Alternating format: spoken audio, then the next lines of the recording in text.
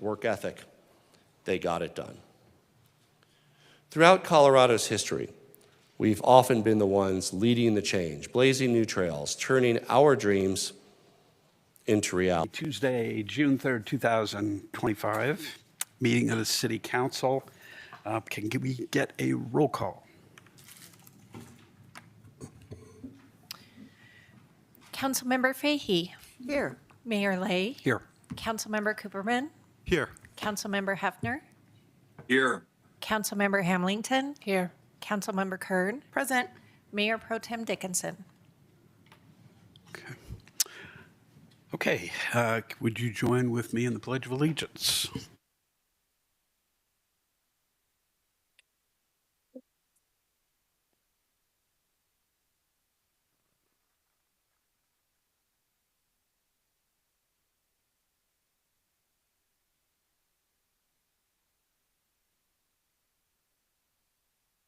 Is there a motion to approve the agenda? So moved. Second. All in favor? Aye. Aye. Any opposed? Right. The next item on the agenda is public comments on items not on the agenda and items on the consent agenda. If you could please tell us your name and whether you live in Louisville when you come up to speak, that would be great. If you want to provide public comment on any item that is not on the agenda or that is on the consent agenda, please fill out a card and bring it up to the city clerk and she will call your name. This is a time when you can take up to 3 minutes to tell us what's on your mind. And if you have less than 3 minutes of information to share, that's quite all right. If you are interested in pooling your time with someone else, you can have up to 6 minutes to speak. Again, you don't have to speak all that long. The only thing that we would ask is that you refrain from cheering or booing or that kind of thing, because it's challenging for people, some folks, to stand up and speak to a crowd on a dais. And we want to make sure that we get all the information that people have to say and to get the widest possible group we can. So I'd appreciate your cooperation on that. Do we have anybody who signed up? Mm-hmm. Okay. Please come and again, state your name and whether you're from Louisville or not. Laurel Cole.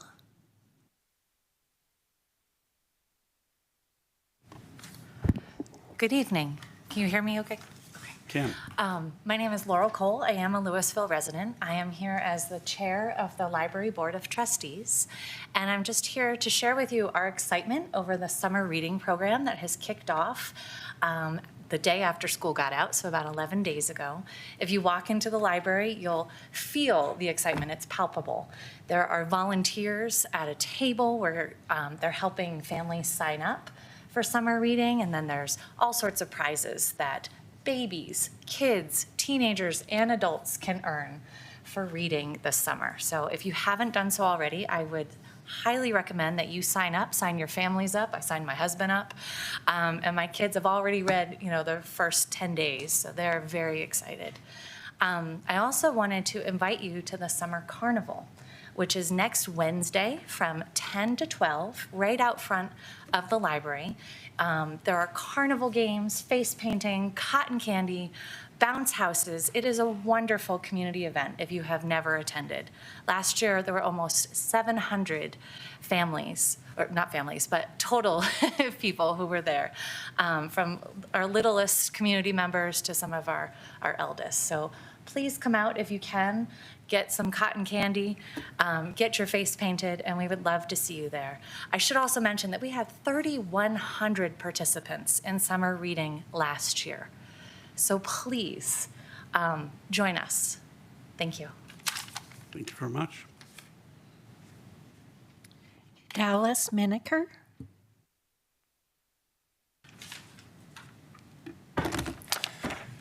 Good evening, Mayor Pro Tem, and council members. My name is Dallas, and I live in Broomfield, just across the street from the Red Tail Ridge development site.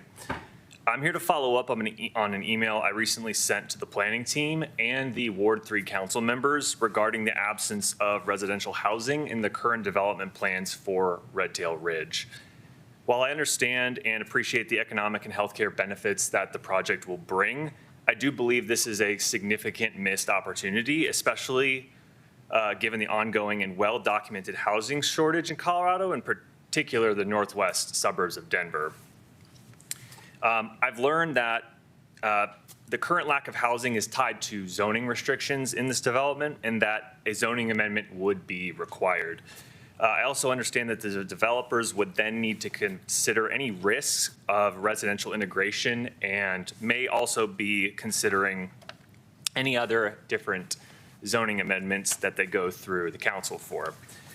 With this in mind, I do want to urge the council to take a leadership role in advancing the conversation around mixed-use development. You know, the decision to separate where people work from where they can afford to live does drive longer commutes, worsens traffic, increases environmental strain, and it limits the sense of community that everybody has here in Louisville.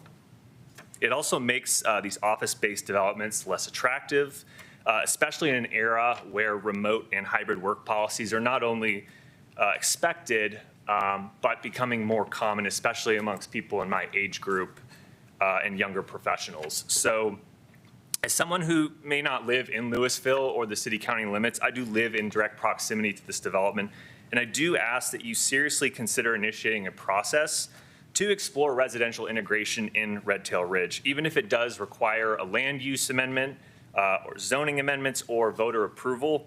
I do think it's a conversation worth having for the long-term sustainability and livability of this region. So I want to thank you for your time and your commitment to a thoughtful, balanced development plan.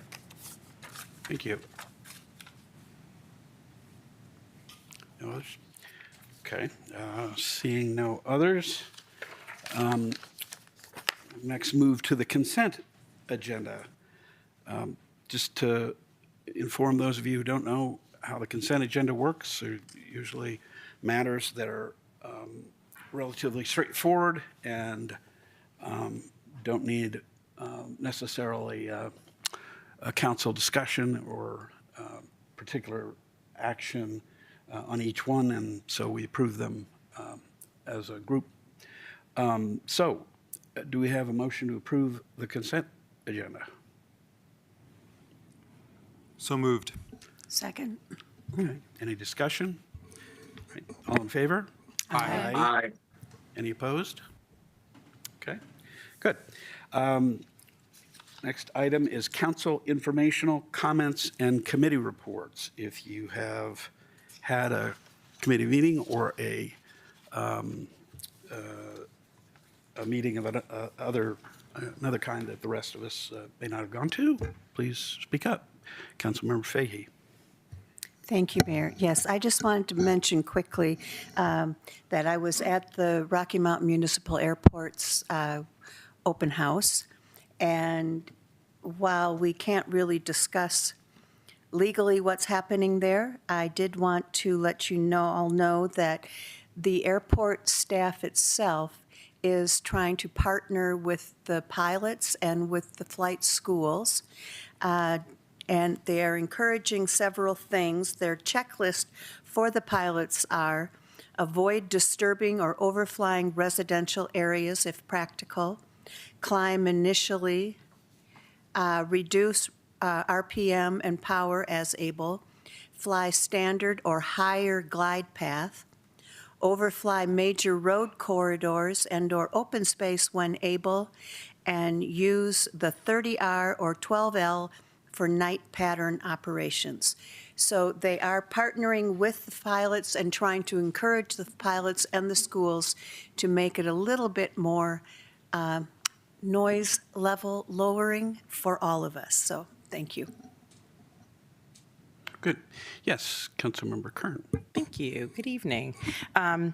So two things. One, the Economic Vitality team, as well as the committee, was part of a business beat that's done monthly in Louisville with business owners. This month we invited restaurant owners. We had a really nice turnout and a fantastic conversation.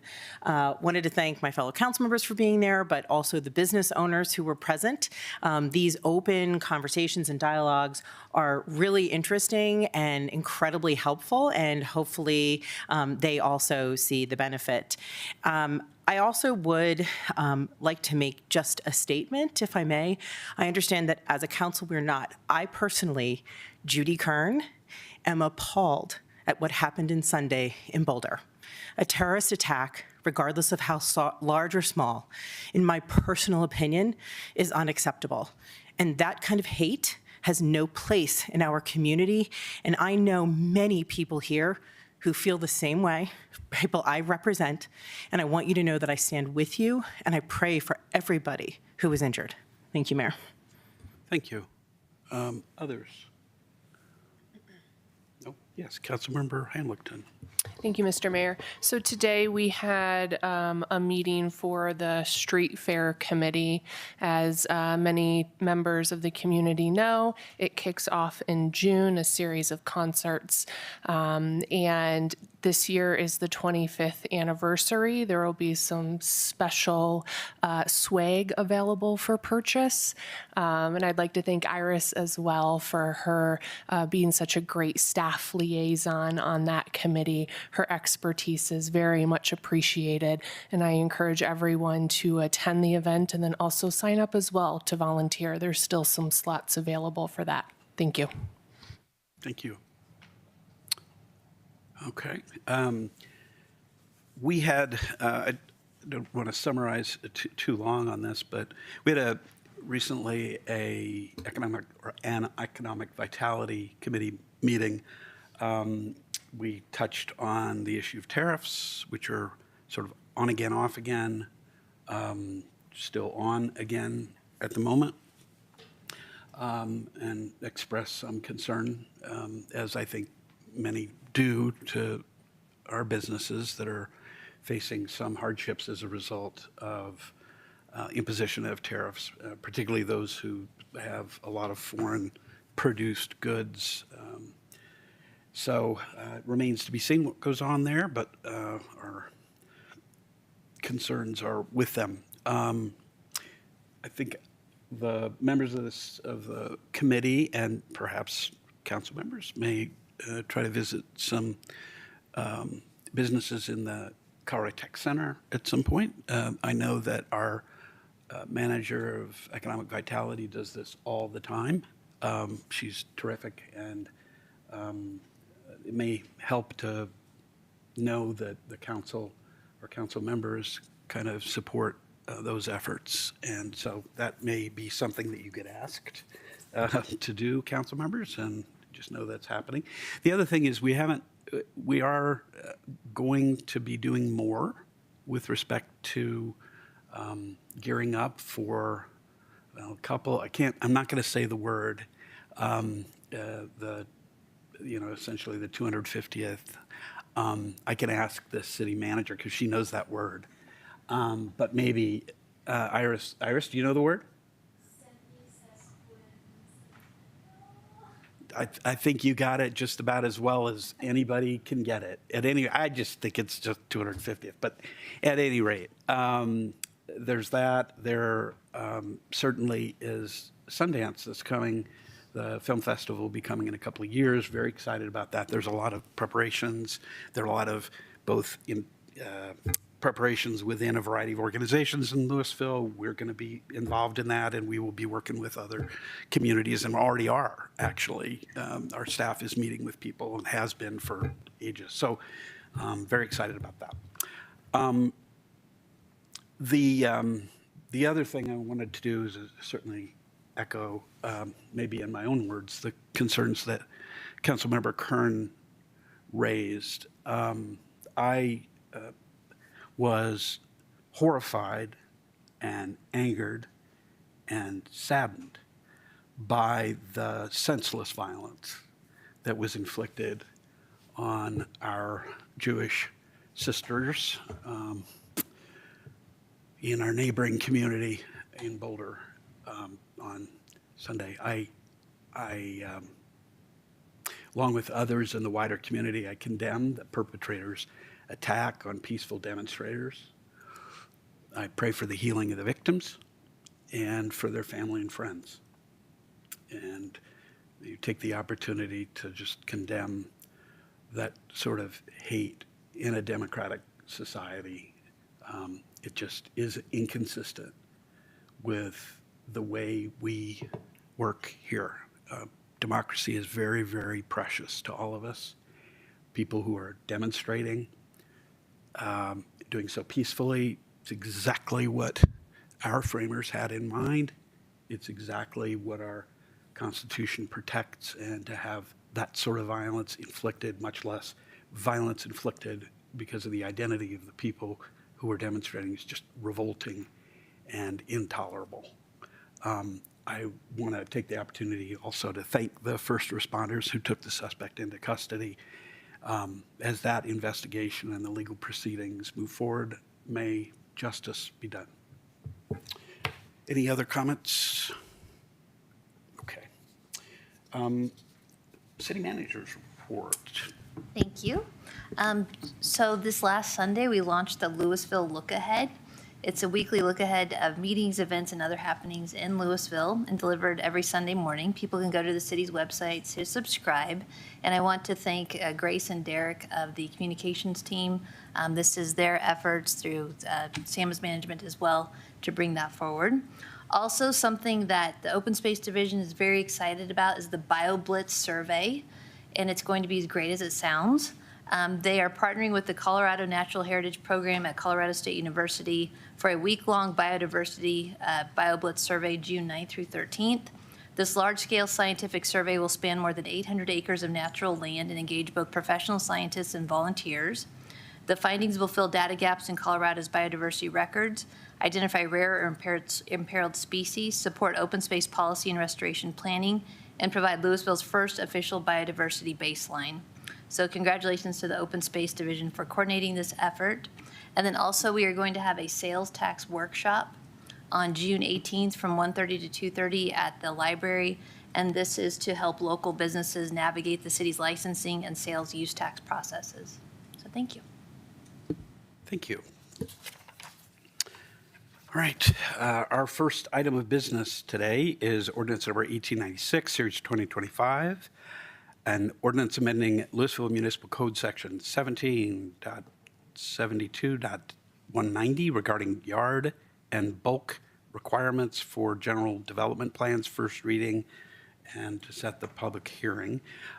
We have recently made changes to how we do first readings. It used to be that we basically read the title and set the public hearing, and that was it.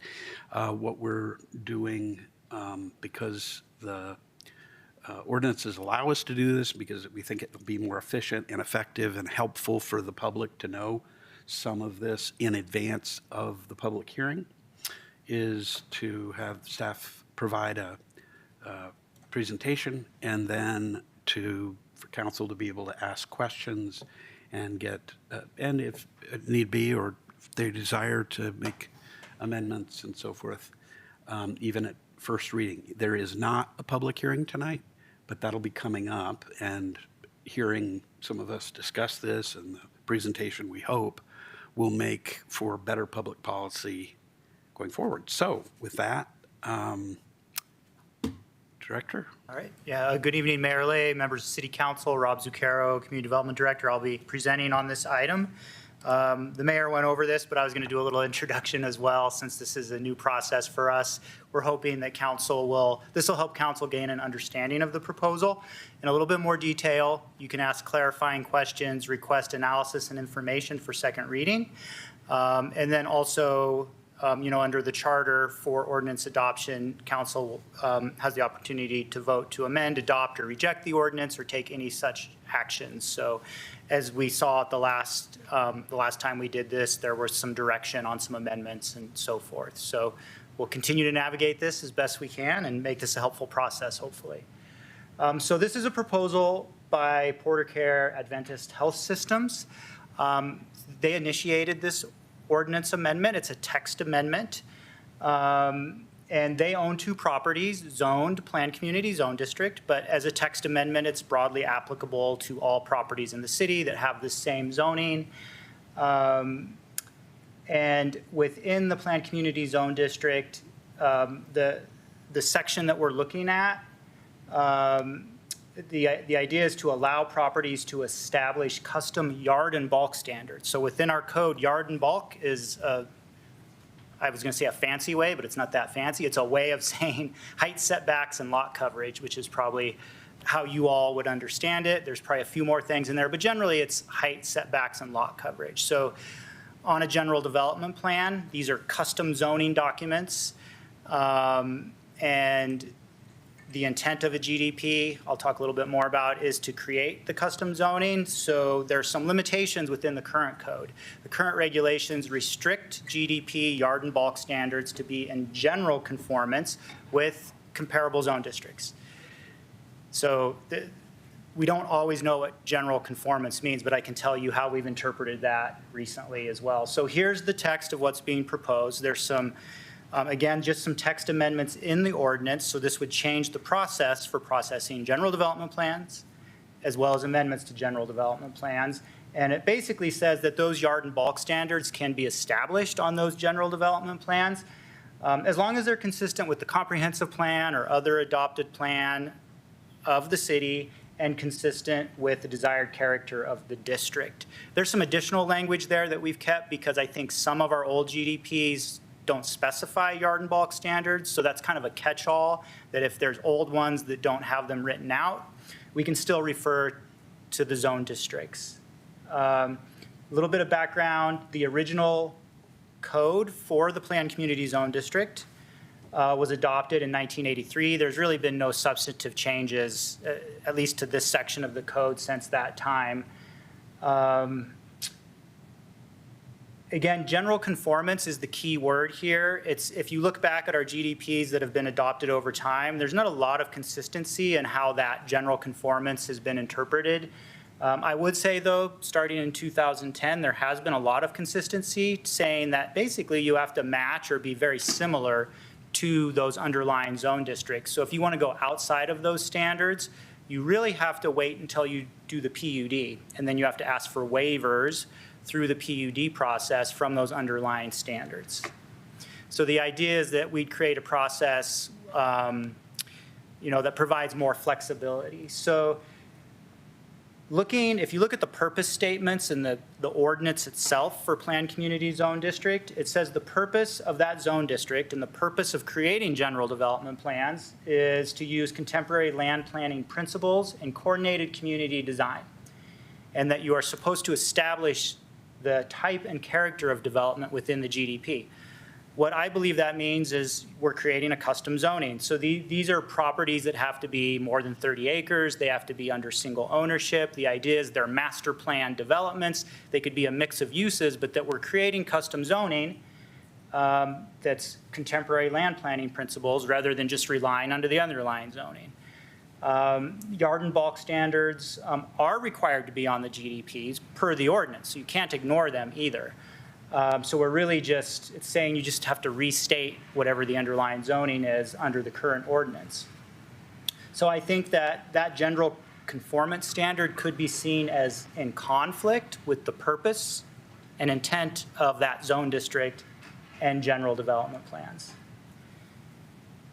So the proposal would allow the city to adopt more comprehensive development standards within general development plans and amendments to them. So, and I want to note that if somebody comes and says, we want to do something very different from the underlying yard and bulk standards, you're not obligated to approve that. It's still at your discretion as city council with planning commission recommendation. It's the applicant's obligation to provide clarity on what they want to do and make the city council and the community comfortable with their proposal before that gets adopted. You would still have final design review at the PUD process. So the idea, again, this provides a more predictable process for property owners to plan developments and could provide the city council, more opportunity to define the character at the time of master planning under the general development plan. I did want to bring up the city council work plan. Again, this wasn't initiated by city staff. It was initiated by a property owner. But we do think it's consistent with this work plan item for city council, which is near-term targeted priority development code updates to improve the city's development review process. So I think this is an opportunity to provide a more business-friendly approach to development review, and is consistent with this because it makes a more predictable process for the property owner as they're planning their development. Otherwise, they have to rely on the PUD process, which is a much bigger investment, and if it isn't approved, that can be a problem for what they intended to develop under the GDP. So having that certainty at the time of GDP can be very helpful for the property owner. Planning Commission did review this ordinance on May 8th last month, and they are recommending approval as drafted. I'd be happy to answer any questions. Thank you, Director. Council questions? Yes, Councilmember Fahey. Thank you. Yes, I have one question. That's when you're talking about kind of complementing the other uses around it or complementary uses within the city. Well, for example, we have one hospital. What is their basis based on? I mean, is it, we don't have another hospital to base what a hospital facility should look like. And Right. So if somebody comes for a GDP amendment, let me see if I'm answering your question correctly, right? So as this is a little bit of a theoretical example, but if somebody comes with a GDP amendment and they're saying, hey, we want more height or different yard or bulk standards than the underlying zoning, what I would anticipate is they would bring analysis of different heights of hospitals, different stories. You can do bulk diagrams. You could put provisions on a general development plan that require step backs or limitations on bulk or higher elements of buildings within certain zones within the property where there's view corridors that may be critical, or just to transition down into lower density areas. So all of these things could be written into those regulations within the general development plan. And then part of the public record for that GDP analysis could be reviewing, what other hospitals require for building height and what does that look like. There's lots of examples around the Front Range that you can look at and see. Does that answer your question? Yes, Okay. thank you. Other questions from council? Yes, Councilmember Cooperman. Great. First, I was wondering, so besides, I guess, Redtail and Vista, where else do we have the planned community zone district zoning in the city? Yeah, so the northern part of the Colorado Tech Center, the majority of the McCaslin Corridor, or Centennial Valley, North End and Steel Ranch are all planned community zone district developments. There is some of Coal Creek Ranch, I think, that's planned community zone district. Did I catch them all? Yeah, I think that's the majority of them. I think we hit thanks. most of them there. That's helpful. And then I guess I'm still trying to understand exactly what this is going to do. So maybe I'll try to take an example and see if that helps to clarify. So, on the application for that, for this change to our ordinances, maybe it's just because of how they have to fill things out, but there was a property listed on that application, and it's a certain lot at Redtail Ridge. Presumably, it's the lot where the hospital wants to locate. So in any case, right now we have a GDP that governs all of Redtail Ridge, right? And so what is the nature of the yard and bulk requirements in that GDP? Right. So the ConocoPhillips campus GDP, which covers Redtail Ridge, includes specific step back standards. They're listed on the GDP itself. And then there's a note on the GDP that talks about height that says that, any changes in height above what the CDDSG, the commercial development standards, would have to be waived through a PUD process. So there are no special height standards. Now, if you look at the Avista Campus General Development Plan, which was adopted before 2010, they have heights allowed up to 4 stories and I think around 75 feet. Again, we don't think that's consistent with what could be approved now based on the code language. So we have variation throughout the city on these GDPs. Right. Okay. So if we stick to the ConocoPhillips one, under our current process, if someone came in and wanted to, they would, as you said, they would have to ask for a waiver at the PUD stage. Correct. Okay. So let's say we adopt this change to our ordinances. How would things proceed if someone wanted to now build out something at Red Tail Ridge? Would they come to us for a GDP amendment maybe? Would they, or what do you think would be the process? Yeah, I think there's 2 main options. One is that somebody comes with a GDP amendment on its own, and the GDP amendment would outline the intended yard and bulk standards for that future development, and then as a separate subsequent process, there would be a PUD application to review, and you'd make sure it was consistent with what was adopted in that GDP. You could do a concurrent application is the other thing, is you could do a GDP amendment or just bring a PUD with the waivers and bring the PUD with the Right. GDP amendment. So that's another option that could happen. Okay. That's helpful. I thought I had another question. Okay, so now if we look more broadly across the city, I don't know, is there anywhere like where we would get, like a new GDP for a planned community zone district that would, saying we adopted this soon, someone would come in with asking for a new GDP in a planned community zone district?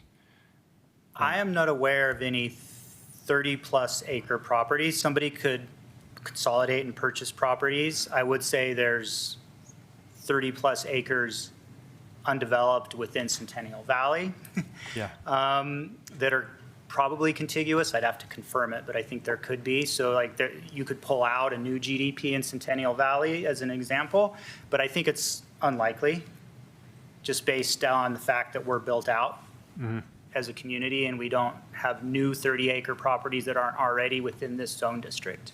Okay. And maybe one more question to go back a little bit. So again, like on the application, there was reference to a single lot, I think, in the Red Tail Ridge. So just so that I understand, like, so if, can a GDP amendment only, could it just apply to a portion of a planned community zone district? Yes, yeah. And I would say that the lot identification in the application form really isn't Yes. related to this application. But yes, we do process GDP amendments for individual lots within established GDPs. Right. Okay, that's very helpful. Thank you. Any other questions? Yes, Councilmember Kern. Thank you for this and bringing it up. I appreciate Planning Commission taking a look and giving us their advice. I was actually just curious of your opinion in processing so many of these developments for Louisville as to how you see this being beneficial to the process, not just for developers, but also for facilitating and staff processing these. Right, yeah. I think this is very consistent with what staff and council have been talking about for a while as far as how can we find ways to improve our development review process by creating more consistency for the developer, but that also helps staff, right? So if through the GDP process, we know what the intended yard and bulk is and we don't have to wait for a PUD waiver, that not only helps a property owner or developer, but it helps staff because we spend a lot of time working with the property owners and developers as they're coming in. We can give them more clear direction. We spend less time kind of iterating with what might or might not work. So I think it's helpful for both staff and property owners. That's great. So one of the results of this could be a more expeditious process, helping to potentially save money for the city as well as developers. Yes, I think so. Thank Yeah. you very Yeah, I much. think there could be staff efficiencies that come out of these types of amendments as well. Thank you. Yeah. Mayor Pro Tem. Thanks. Yeah, I think my confusion, and so I really appreciate this part of the process, is it kind of seems like, gosh, this would be great if we had it, but are our current GDPs clear enough? It seems pretty onerous to have to come back for a GDP amendment to talk about like the height of a building, let's say. GDP amendments are subject to referendum and all that kind of stuff. So it feels like that's actually harder. Now, if through the GDP process we had clearly established what we were looking for, then it seems like a simpler process. Like, oh, great, we can go to the GDP, we see what it says. We don't have to do a PUD or ask for any sort of special permission because it's already pretty clear in the GDP. So I guess my question, Director Zucchero, is like, does staff feel like our current GDPs have been written in a way that this will be useful, or are we going to have to be doing GDP amendments or clarifications within GDPs? Because you sound like you thought there wouldn't be a lot of just new GDPs that come up. It would be mostly amending current ones. So I'm just trying to understand, like, it to me it sounds like it's more work, but then you're telling us it's less. And so I believe you just maybe need some better explanation of why it's less or how that's going to be easier. Right. So I think there's a lot of different scenarios that could play out. I think that just on how much work and how much process, I think this could be beneficial to property owners because they want to get assurance of what their development parameters are. Some property owners will want to do that ahead of time, and they'll want to process the GDP ahead of a PUD. That's really at their discretion. This ordinance doesn't force them to do that. They can work under the current GDPs and then just come in for PUD waivers like the current process. It doesn't inhibit them from doing that. But if they think it would be helpful to do this stepwise so that they get the assurity before they invest in the PUD development, because it's a lot of architecture and engineering to design that building without assurance. So what I hear you saying is that it might slow down the process in that there might be more steps, but the steps they can take will create a lot more clarity and confidence for them later down the road. Yes. Okay, that's really helpful. I think that clarifies it for me. Thank you. Any other questions? Okay. Yep. Councilmember Cooperman. I have, I guess, one more question, which is a question about process, mostly just to educate myself. So, as I understand, there's a section in our code which says that someone can come in and they can ask for a change to our ordinances. And I'm just wondering, just curious about how this sort of proceeds. Like, do we just take verbatim what they've asked for? Or do we work with them? Or, how does that process kind of go? I think that in this process where it's initiated through our zoning ordinance, I think there could be opportunity to work with them. I think you have the option to, approve or deny, or I think there is opportunity to ask the applicant if they're willing to accept a modification. Mm-hmm. If not, you could deny it if you weren't satisfied with the language. Okay, that's helpful. And I just wanted to make one comment. So in that part of the code, I don't remember the number in Title 17, it says that City Council, the Planning Commission, or a property owner can initiate this kind of change to our ordinances. And I just want to comment, I feel like that's a little bit, it could be more equitable in the sense that someone who's a renter, either a residential or commercial, is not able to do this. So, a business owner who might want to see some change to our ordinances but rents their space, right, they can't come to us as the code is currently written and ask for a change to our ordinances. Anyway, thanks.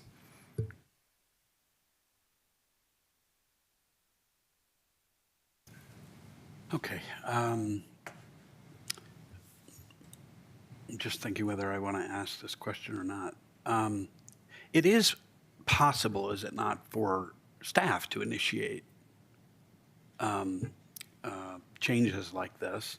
I think that often is the case, isn't it? I mean, isn't that, we get requests for changes and you, Yeah, based on we'll practice. identify and initiate ordinance amendments from time to time.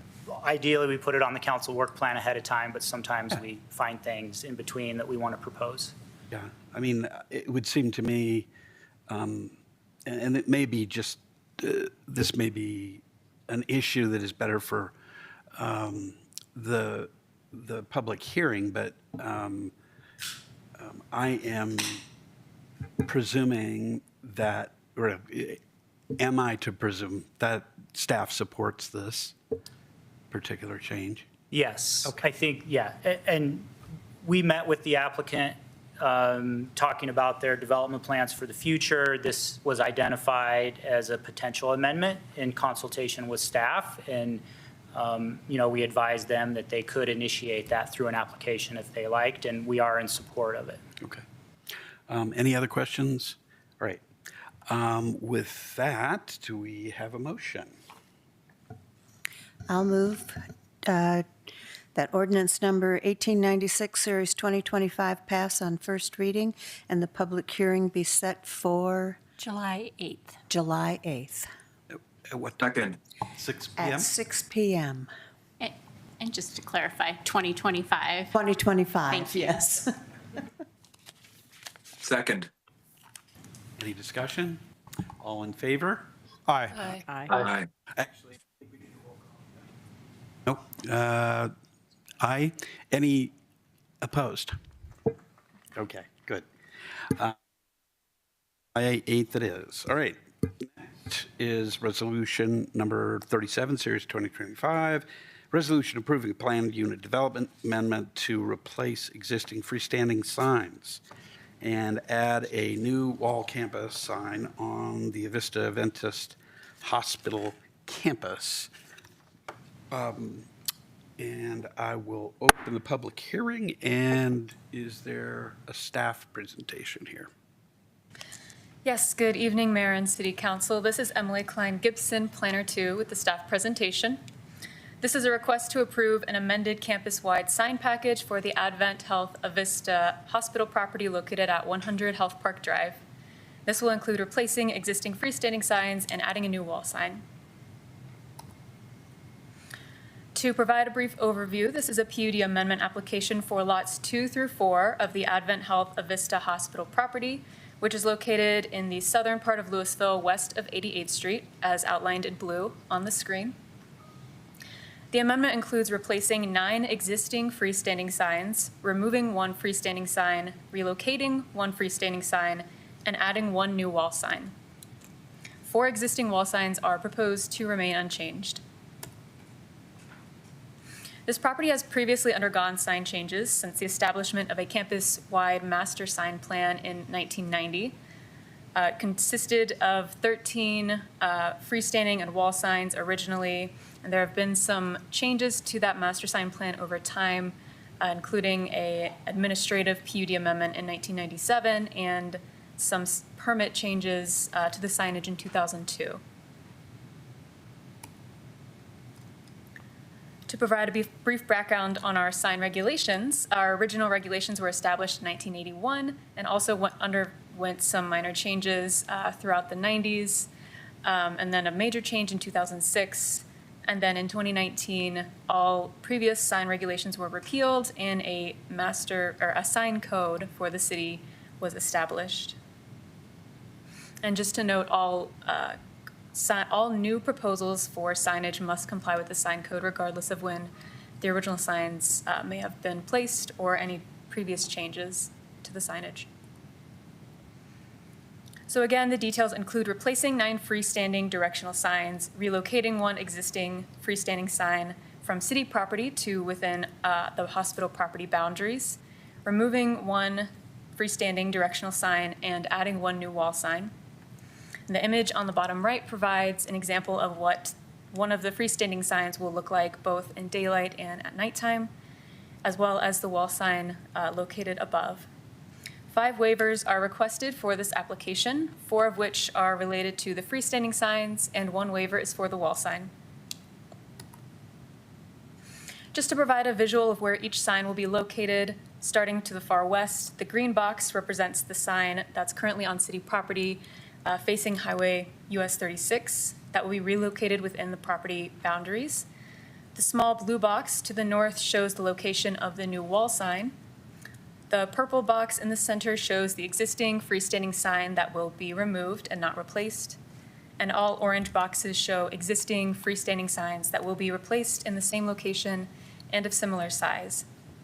Also shown is are 4 boxes in gray towards the center. Those are the existing wall signs that are not proposed to change. So the new signage is proposed to improve wayfinding around the hospital campus and reflect the current Advent Health Avista hospital branding. The new freestanding signs are proposed to be in the same location and of similar size as shown in the table. And the sign that will be relocated onto hospital property will include a landscaped base. The proposed wall sign will be 4 feet 3/8 inch tall and approximately 131.7 square feet in size. So included with this request are 5 waivers as shown on the screen. They include allowing the quantity of freestanding signs to exceed the maximum permitted, which is 4. Also waiving requirements of architectural base and borders, as well as landscaping requirements for the base of freestanding signs. Allowing the illumination of background for a freestanding sign, whereas typically only the letters are allowed to be illuminated. And then finally, allowing the area of the wall sign to exceed the maximum area permitted. Staff analyzed each sign against the criteria in our sign code and found that aside from the 5 waiver requests, all signs meet the criteria. Signage oriented towards US 36 are allowed increases in maximum height and square footages, which was applied to the sign shown on the bottom right. With that consideration, the sign also meets our sign code criteria for size. Staff analyzed the waiver requests against our sign waiver criteria and found them to be consistent with the character, scale, and placement of previously approved signage on the campus, with the understanding that the proposed freestanding signs are primarily provided for clear wayfinding around the campus, the hospital grounds. And staff also finds the proposed waiver request for the size of the wall sign supports the intent of the sign to be visible from Highway 36 at a distance. And the sign would be scaled appropriately on the building facade. So Planning Commission reviewed this application at the May 8th meeting and recommended approval. Staff also recommends approval of Resolution 37, Series 2025, recommending approval of a request for a plan unit development amendment to replace the freestanding signs and add a new wall sign on the hospital campus. And this concludes the staff presentation. The applicant is present but does not have a presentation tonight. Thank you. That was my next question. Great. We take public comment at this point. No public comment. Okay. Then we will come back to council for further council questions or discussion. Does anybody have? Looking online, yes, Councilmember Kern. Thanks. No questions. Just actually a thank you for clarifying, because that was the only question I had before you spoke, Emily, so I appreciate it, was to make sure that the sign for 36 was still going to be really visible to all the cars since we were changing the location. It is paramount that people who need a hospital quickly can see that that's where it is. So I appreciate that. Otherwise, I actually think this is terrific, and the renderings really look like it will make it easier to get around and find things. So I love it. Thanks. Okay. Other questions? Yes, Councilmember Cooperman. Yeah, so one of the waivers is about the number of freestanding signs. And I'm wondering, what is the basis for our limit in the sign code? So typically, just based on my remembering the sign code, there's 1 or 2 freestanding signs typically allowed for the property. This property, since it's so large, would allow a maximum of 4. I would just add that there's usually a limitation in sign codes just to avoid sign clutters. So that can actually be dangerous and not helpful if you have too many signs and they're not appropriately designed. So it allows the city to make sure that's done appropriately. Okay, good. And then, could you go to the slide where you have the rendering of the signs? Okay, so I just wanted to be clear. So the dark image, is that, so there's a left and a right. Is that what it's supposed to look like at nighttime, or is only one side of that supposed to be what it looks like at nighttime? So just the dark image, both views. So the front where it's red and the emergency, that's the front, and then the back would not be illuminated. There's Okay, no so it's just the lettering. back of the sign. Exactly, Okay. yes. So in other words, so at nighttime, there would be a white band across the top that's illuminated, and then the red band illuminated, and so on. Yes, yes, and that is one of the waiver requests, is to allow the background illumination for the signage. Okay. And so let me just try to clarify that too. So from reading the staff report, it sounded like the waiver was related to the red background illumination. Is that correct?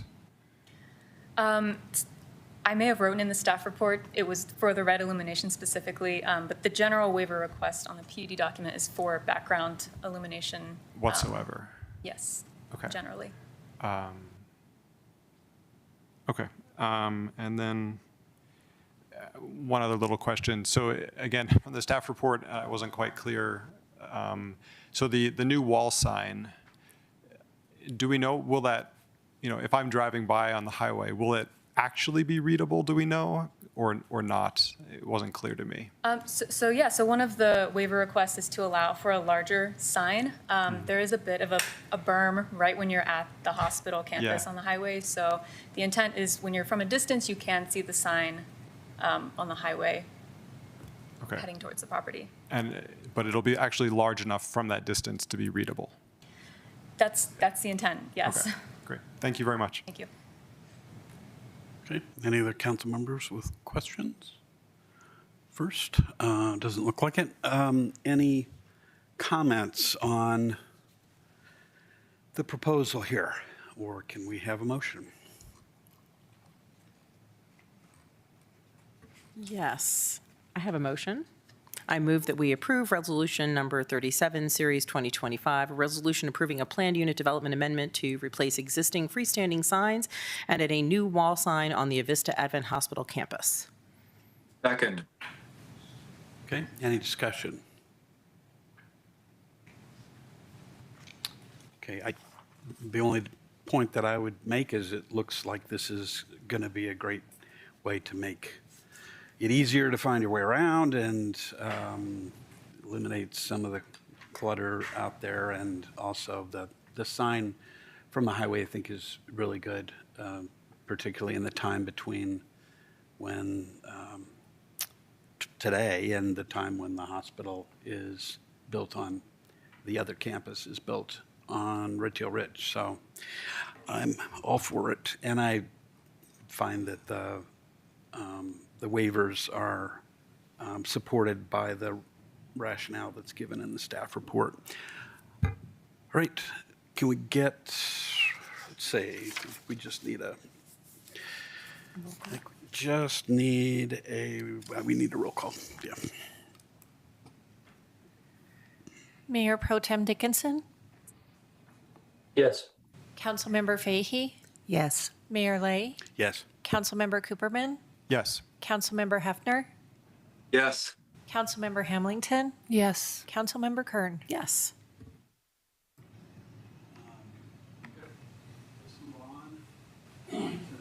Mayor, Yes. just before you move on, I'm not feeling great, so I didn't come in, and I'm actually gonna sign off at this point, so I'm just not feeling well, so just wanted you guys to know that I'm walking out of the room. I hope you feel better soon. Thank you. Right. Thanks.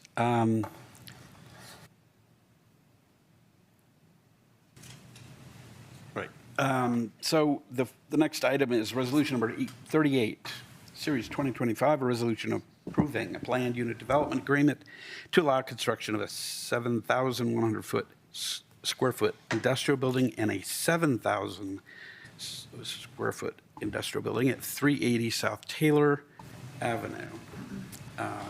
Open the public hearing and ask for presentation from staff. Great. Good evening, Mayor, Councilors, Matt Post, Senior Planner on the Community Development Team. The item before you tonight is Resolution 38, approval of a planned unit development amendment to allow the construction of 2 industrial buildings and associated site improvements at 380 South Taylor Avenue or 380 Taylor Avenue. There's a couple things we need to work out on the address on this one, but as far as background of this site, the property is depicted on this screen. It is vacant and located in the Colorado Technology Center at the northeast corner of Taylor Avenue and Cherry Street. It's highlighted in the graphic on your screen. The property is 1.2 acres in size. This property was part of an existing, or rather is part of an existing PUD that was actually originally proposed as a phased approach with the building to the north. That southern phase was never built out, and that was approved in 2001, and so the property has remained vacant since that time. The proposal includes 2 buildings, one 7,000 square feet, one 7,150 square feet. Again, you can see the site plan depicted on the screen. There is a central access point on the west side of the site, centralized on Taylor Avenue. Water quality and detention areas are provided on the east side of the site, between the Hammerhead turnaround that's required by the fire district that you can see depicted here and that east side property boundary. 2 plaza spaces are provided directly adjacent to those 2 buildings that are with roll-up doors facing internal to one another, parking spaces internal as well. The rest of the site is fully landscaped. 26 vehicle parking spaces are proposed with this particular proposal, including 4 bicycle parking spaces, and the site is in compliance with our electric vehicle charging infrastructure ordinance.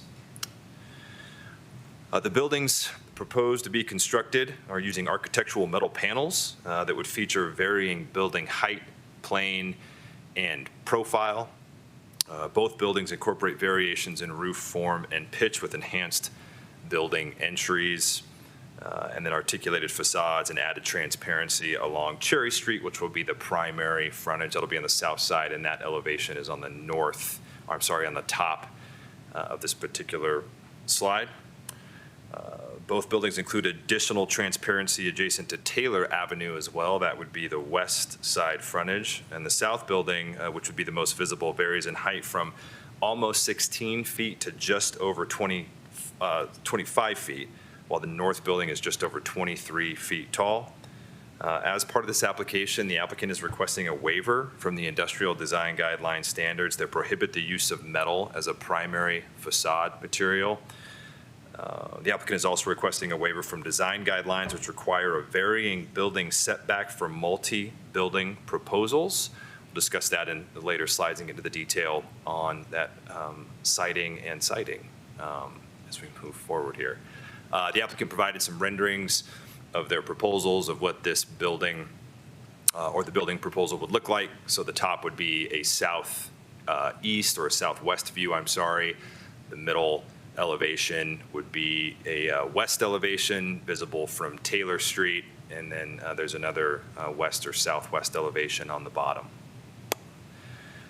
Regarding landscaping on the site, moving through the proposal, 35.2% of this site is landscaped. Well, I'm sure as you're aware, 25% of the site is required to be landscaped. A waiver has been requested regarding street tree planting, as the site is heavily encumbered by easements and underground utility lines that are actually visible on this particular slide. If you look to the bottom of this site plan, you'll see a number of lines running parallel that are horizontal, horizontal on the site and parallel to one another. Those are indicative of existing underground utility easements, and then also a ditch easement that precludes any plantings in that area. So the applicant is still proposing a total of 37 trees on site. They're meeting the screening requirements that are required in the industrial zone district for properties that are adjacent to one another of the same zoning. And they're also preserving the 2 cottonwoods, actually, that have popped up on the southeast corner of the property. Those are depicted here as well. 151 low water shrubs are proposed with a low water grass seed mix that is intended for that easement and utility area, again, where woody plantings are precluded because of the easements that are in place. So formal analysis of conformance with the PUD is provided in your staff report, but the entire proposal is generally in conformance with the industrial design guidelines outside of the 4 waivers that are requested by the applicant. The first waiver request is for relief from the standard that mandates varying setbacks for multi-building proposals on a single lot. This would specifically apply to the west side of the site along Taylor Avenue. The applicant has proposed that both buildings be set back the minimum setback requirement, which is 30 feet. You can see that called out in green for both buildings on this site. The applicant is making this waiver request based on the corner lot configuration of the property and the 2 30-foot setbacks that apply from both Taylor Avenue and from Cherry Street to the south. And also due to the fact, we've talked about this before, that we do require on-site detention for every single development in the CTC. They have to find a place for detention. The south side is fully encumbered by those easements, so they chose to move it to the west side, which further restricts their placement of buildings. Both buildings are roughly 40 feet in width, so we'd have 80 feet of building frontage in total along the full frontage of Taylor, which is 198 linear feet. Staff find that with the existing lot configuration, existing easements, and the requirement for on-site detention, and the fact that 32% of the site is landscaped, including enhanced landscaping at the entrance, that the request for the waiver in this particular instance is reasonable, and we do support it. Second waiver request is specifically to allow the use of metal as an exterior cladding material. The industrial design guidelines don't outright prohibit it, but they state that it should only be used as an accent material for metal. The applicant has proposed 2 different profiles of ribbed metal paneling in 2 separate colors. Again, you can see those depicted on the screen here. After further staff review, staff went back and forth with the applicant on this particular proposal. We concluded that the metal cladding materials have become increasingly common in applications and can be architecturally appropriate when designed accordingly. They provide fire resistance. They're easily maintained, and we're seeing them more and more as a practical choice for modern construction, specifically in industrial applications, as of course in an industrial zone district. Further, and important to note, the city has permitted architectural metal cladding actually just down the street from this particular property. That would be the Spot Climbing Gym and what is now operating as John's Table. Similar consideration was given to those particular uses, in the architectural metal cladding. And so based on the fact that adjacent sites have successfully incorporated that cladding into their facade design and the widespread use of cladding as an acceptable material, staff find the request to be reasonable and consistent with previous approvals in the CTC. The applicant also took steps to include varying roof forms, articulation in the facade design, and then some additional consideration for architectural elements on the street-facing elevations, again, that are depicted on the screen here. Third waiver request is for the industrial design standard that requires street trees on the frontages. Again, you can see this particular slide here actually depicts the Goodhue Ditch easement in red, where again, plantings are fully precluded in any capacity. Again, those cottonwoods are naturally occurring in that area and the applicant is keeping them there. Then of course the green utility lines. In total, 37 trees, again, were provided on site, including 14 trees along the south side of the site, and then 9 trees along the west side. So based on the hardship prevented by the existing ditch easement and those utility lines, staff do support the request for the waiver in this location. Again, 37 trees proposed on site, which would meet the tree requirement. The tree count requirement, as is presented in the industrial design guidelines, and includes 150 low water shrubs with the indigenous low water grass mix for the utility area. Fourth and final request is one that you all have seen before. This would be a request for a reduction in the drive aisle width of 28 feet, which is required for the industrial design guidelines. The applicant has elected to take this to 26 feet. If you recall, the last hearing, we discussed one for 24 feet. The applicant is taking this to 26. This was approved by the Louisville Fire Protection District. Staff support this request. The 26-foot width also meets the requirements for Louisville Fire Protection District's minimum width for aerial apparatus access for buildings that are taller than 30 feet. So again, with the parking spaces directly adjacent, staff also support this request for a waiver. You can also see the hammerhead turnaround that was provided and required by the Fire Protection District as part of this proposal. So as part of our review, staff confirmed compliance with the LMC and the industrial design guidelines with the 4 waivers for cladding, street trees, the multi-building setback, and drive aisle width. The Planning Commission recommended approval on April 10th with the following condition. I'll read it out, which states, a note shall be added to the PUD that states the following. The details of this planned unit development shall be fully implemented in a single phase. A core and shell certificate of completion shall be issued for one building on site prior to the issuance of a certificate of occupancy for the other building. The reason we included this condition is, Mayor, you actually alluded to some of the market challenges that developers are facing at the moment. This actually gives the applicant a little more flexibility to obtain a certificate of occupancy for one of the buildings, start operating while they work on a tenant interior finish with a certificate of completion on the other building. Typically, we would require a certificate of occupancy. In order to issue a certificate of occupancy, the entirety of the PUD would have to be implemented, including the full completion of both buildings on this particular site.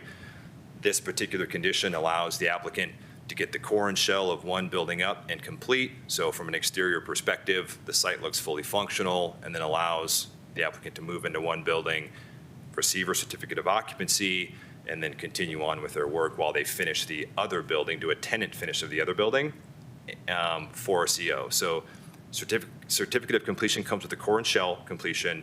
CO comes with core and shell and tenant finish completion, which actually allows folks to move in and start operating. So with that, that note was added to the PUD after the Planning Commission hearing, and staff now recommend approval of Resolution 38, Series 2025, approval of a planned unit development amendment to allow construction of 2 industrial buildings and associated site improvements at 380 South Taylor. And happy to answer any questions. Thank you. Why don't we, why don't we ask, we can get any questions from council. I'm going to try to go to doing that, and then having public comment after that. So, yeah, see if that works. Yes, Councilmember Hamilton. Yeah, I do have a question. It's, in general, all the waivers you've, in my opinion, presented strong cases to accept those. If we step back out of this specific application, there was one comment you made about the first waiver request with the location of the setbacks and such. And it says, staff finds this requested waiver is reasonable, aligns with intent, given the inclusion of enhanced entry features. And I think you were talking about landscaping at that point. So it made me think, what are the guarantees when you give these waivers that the particular plants and tree counts and enhanced entry is actually done? That's part of the certificate of occupancy process. So we, in order for the applicant to receive a certificate of occupancy, we do a full site-wide inspection. That includes landscaping. That's property boundary to property boundary. If the applicant does not have complete landscaping that is alive, that is the key there, we will not issue a certificate of occupancy, or we will require a collateral payment and an agreement from the applicant if it's outside of a planting season, for example, and they will actually give us payment and contingency that covers the cost of those improvements plus labor to install those improvements. In the event that they don't install those, then we as the city can go in and install them. It also incentivizes the applicant to finish that installation so that they can get their check plus 15 to 20% back that we require to issue the CO. Thank you very much. That's very helpful. That's all. Councilmember Fahey. I have one question on the cottonwood trees. Considering the amount of problems that we have encountered with cottonwood trees when they become fully grown in the city, why are we letting them even keep the cottonwood trees in a ditch? Yeah, I would say that we, obviously cottonwoods, aspens, ashes are tree species that we don't want to see planted as new trees. However, I think when we have mature trees that are present, I think we, as a staff, would place the value on the maturity of those trees. And again, it's not a requirement that the applicant retains those. So we didn't request them to remove. We didn't request the applicant to remove them just based on the fact that they are mature. So the applicant could potentially remove those at some point in the future. They would, I believe, they would still be in conformance with their overall tree plan. But we did not, to answer your question, we did not require them to remove them. Okay, I'm just wondering about that because we did have to remove 2 cottonwood trees in Enclave Park because the roots were going down into the drainage system. And this seems like the same situation. That's a challenge, absolutely. I will say this, that just to add to that, our parks team who and our forester and our forestry team does do reviews for us. They didn't indicate any concerns over the existing cottonwoods in this location for this particular site. Okay. Councilmember Cooperman. Yeah. First, one comment. So I believe that the ditch there is fully channelized in concrete. And I don't know if there's any damage to that concrete from the cottonwoods yet, but I don't know of any. So anyway, I had a question about the metal panels. Like, again, like, what was the original basis for excluding that as a majority exterior material? Yeah, I would say we contemplated this during the Planning Commission hearing. A similar question was asked by members of the Planning Commission. I think we have to look at the adoption date of the design guidelines, and I hesitate to call out the age of our design guidelines because I think you hear me talk about that on a regular basis, but I do think that there was an aesthetic consideration when it came to prohibiting metal as a full facade material. I think if you think about buildings 20, 30 years ago that were put up with full metal exteriors, I don't believe that the some of the advancements in finishing on those materials were there. And I think they generally led to a less desirable development condition. Right. That would be my take. And Rob, So I've thought about this too, and I think my speculation, my best guess, considering all this, is that corrugated metal industrial buildings were pretty common at one point, and that's definitely not the aesthetic that we would want in the Colorado Tech Center. So that's just a prime example of why you wouldn't want a fully metal building, because you don't want a fully corrugated metal building. It just doesn't match they have pretty high design standards for an industrial park there. Right. Okay. And I'll add too, and Rob mentioned corrugated. This is ribbed. I think the product that was available primarily was corrugated, which is the wavy look. This is actually a ribbed look, which again, widely available now through the ribs. So I think they've become architecturally enhanced as well. Right. So, okay. Yeah.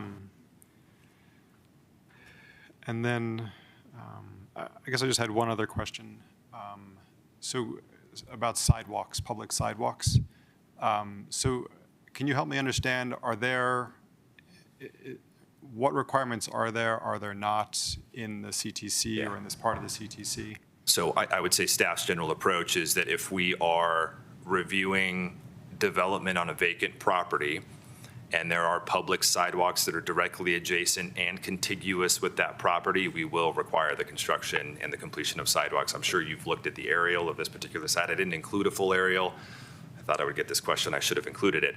But our Public Works Department concluded that because there are sidewalks on the south side of Cherry Street and on the west side of Taylor Avenue and no sidewalks on the north side of Cherry and the east side of Taylor, that we would not require this property owner to develop sidewalks because we'd essentially have pedestrian paths to nowhere. So I would just add the original master plan for the CTC includes sidewalks on one side of the street.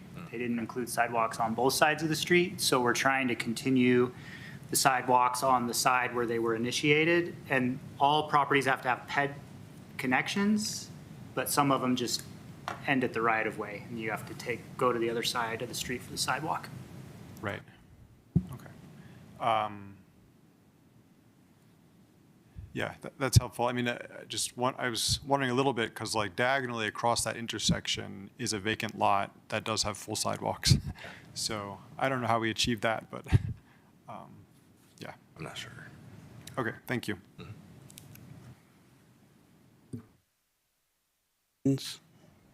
Yeah, Councilmember Kern. Thank you. I appreciate the presentation. It's really good. Even without the overhead, that was fine. I was just curious, they were saying something about the 30-foot setback for the two buildings. The building to the north of them, does that have a 30-foot setback? You know, I'd have to review that. I'm not sure. I would have to, it would be, the minimum setback requirement would be 30 feet. So it could have been established at a greater than 30-foot setback. Okay. So I don't have that answer for you. And this is I'm just sorry. because there's going to be two buildings on that property instead of just one? Yes, correct. And if it had been just one, is it like a 20-foot setback or something? No, I'm sorry. The 30-foot setback would apply regardless. Oh. What the design standard states that if there are two buildings, the setbacks have to be staggered. Oh, I get it. And so, I would contemplate that the reasoning for that is it generally creates more visual interest along a street frontage when you have a varied setback. And I would say it would be appropriate with maybe a longer building frontage and a longer street frontage. I mean, we have buildings in the CTC right now that are 400 linear feet with one straight facade on one property, but because they're not two separate buildings, they don't have to be staggered. And so again, this relatively small site, so that would be the intent of the design standard. Okay, thank you. Yeah, go ahead, Councilmember Cooperman. Yeah, one further little question. So about the requirement from the Planning Commission. So what would be typical? Would it be typical for not to give a certificate of occupancy for either building until both of them have tenant finishes? Correct. I would say that if we don't specify at this stage in the development process how those buildings will be finished and completed, we would default to our standard process, which would be full completion of the PUD, which would be full completion of both of those buildings. Otherwise, we wouldn't be able to guarantee that those buildings would be completed. Right. Yeah. Okay, thank you. Okay, why don't we take any public comment that we might have? Okay, we'll take it then back to council for the questions and comments. I had a question about the resolution, actually. I did not and bear with me for just a second. Yeah, I don't see any reference to the note that you were talking about. Do we need to add that? Or is that- In the council resolution specifically, Yeah. it wasn't referenced because it was a condition of planning commission and was implemented between planning commission and city council. And the PUD that you have right now that was presented in the staff packet includes the note. The original PUD that went to commission did not. All right, very good. Right, this,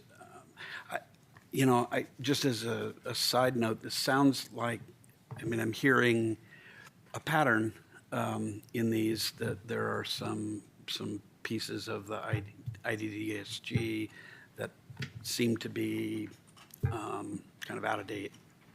And I don't think that's any big deal, except to say that it seems inequitable if we don't approve a similar kind of change here. I do remember the days when people tried to do corrugated buildings and things, and those are not, they're pretty unsightly, and this stuff is a lot better. We used to get, when I was on planning commission, we used to get the whole, block full of all the materials. We don't do that anymore, but it's probably just as well that we don't do that, actually. But anyway, can we get a motion? If there's no further comments. I move to approve resolution number 38, series 2025. Second. Any further comments? I just wanted to make one comment as a thank you for the conscientious nature of the plantings, being low water and no junipers in this plan, so a little bit more fire-wise. Thank you so much. Councilmember. Just, Mayor, could I make a quick comment? Yes, absolutely. Councilmember Hefner. Just to appreciate the Planning Commission for their good work, detailed recommendation, and helpful condition. Yeah. Amen. Councilmember Cooperman. Yeah, I would second that on the Planning Commission's work and their condition of approval. I think that all the waivers being requested are quite reasonable, and so I will support this application. And I would, I'd support both the application for the reasons that are stated in the staff report, as well as the reasons for the waivers. So let's see, on this one, I think we need a roll call vote.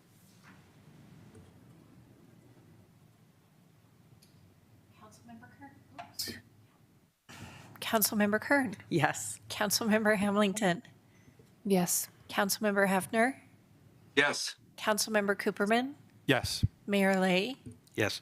Councilmember Fahey. Yes. Very good. All right.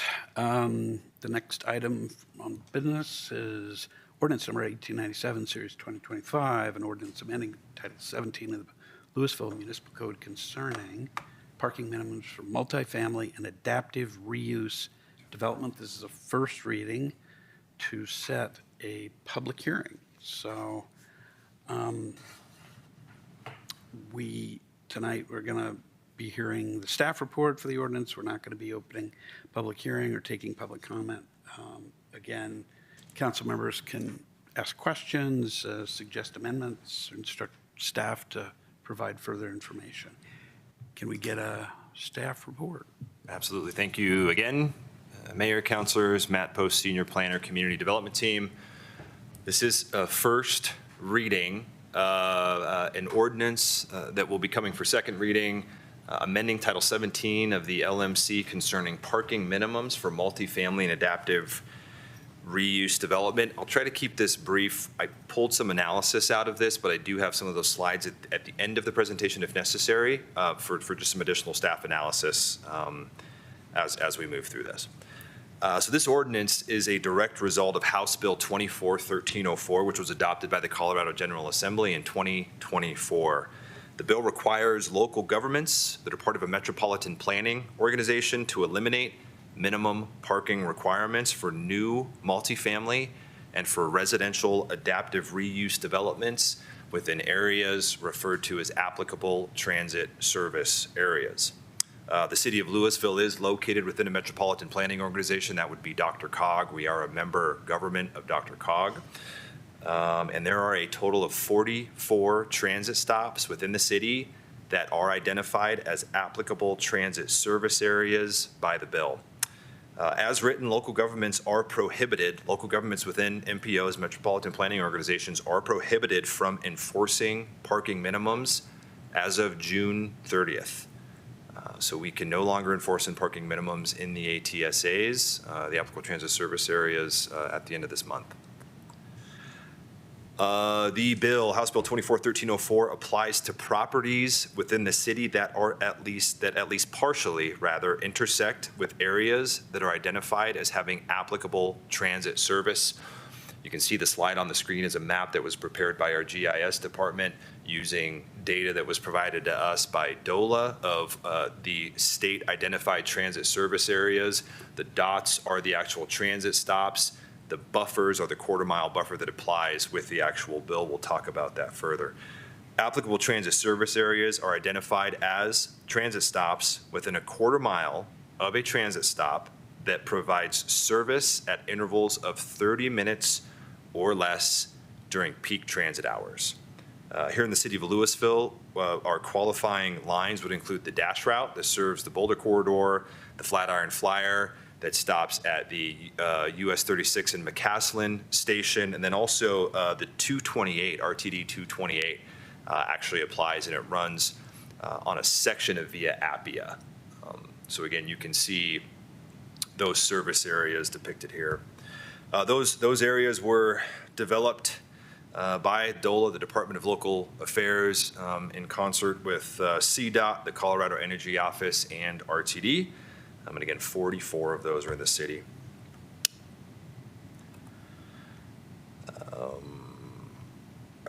So within these ATSAs, the city may no longer enforce parking minimums for new multifamily developments, then again, adaptive reuse residential developments where 50% of the floor area, at least 50% of the floor area is residential. This would also apply to new mixed-use developments that contain a residential use, although we can still require parking for commercial uses in a new mixed-use development. We can no longer require parking for the residential portion of mixed-use developments, so long as those mixed-use developments would fall under the definition of a multi-family unit or a multi-unit use. Adaptive reuse, so again, adaptive reuse are one of those uses that we cannot require parking for, is defined in the bill as an existing structure for which the use was originally constructed, where a new use is proposed that maintains the elements of the existing structure. So it's just again, the reuse of an existing building to a new use. With this ordinance, it is very important to note that a developer may still voluntarily provide parking within those applicable transit service areas. Again, we are just now prohibited from enforcing those parking minimums. We can talk about that a bit more as an analysis. I pulled that out of this particular, some detailed analysis about that, but we can talk more about what staff's opinion is on how that will play out. Some additional background on the bill. The prohibition of parking minimums for the listed uses in applicable transit service areas of the law specifically clarifies that nothing prevents a local jurisdiction from requiring parking compliance associated with affordable housing conditions. This would be a scenario where the city or a developer has received funding for affordable housing, and as a condition of that funding, minimum parking is required. It's relatively common. In that particular scenario, we can still require a parking minimum so that the applicant can meet the minimum standards of their funding requirements. The law also does not prevent a local jurisdiction from requiring bicycle parking on site, and it does not prevent a local jurisdiction from requiring accessible or ADA spaces or electric vehicle charging infrastructure. The caveat being that we can only require ADA and EV spaces when parking is voluntarily provided. We can no longer mandate that those be required as part of the development. As far as an ADA standard is concerned, there are some building code implications where there are some cases where a developer may propose an ADA accessible dwelling unit within a multi-unit or a multi-family housing complex. In that particular scenario, the applicant would have to provide ADA parking for that accessible unit. And obviously we could mandate it at that point, but again, I did clarify this point with DOLA before we put this together. We can only require ADA and EV spaces if they're voluntarily provided. So we did confirm that.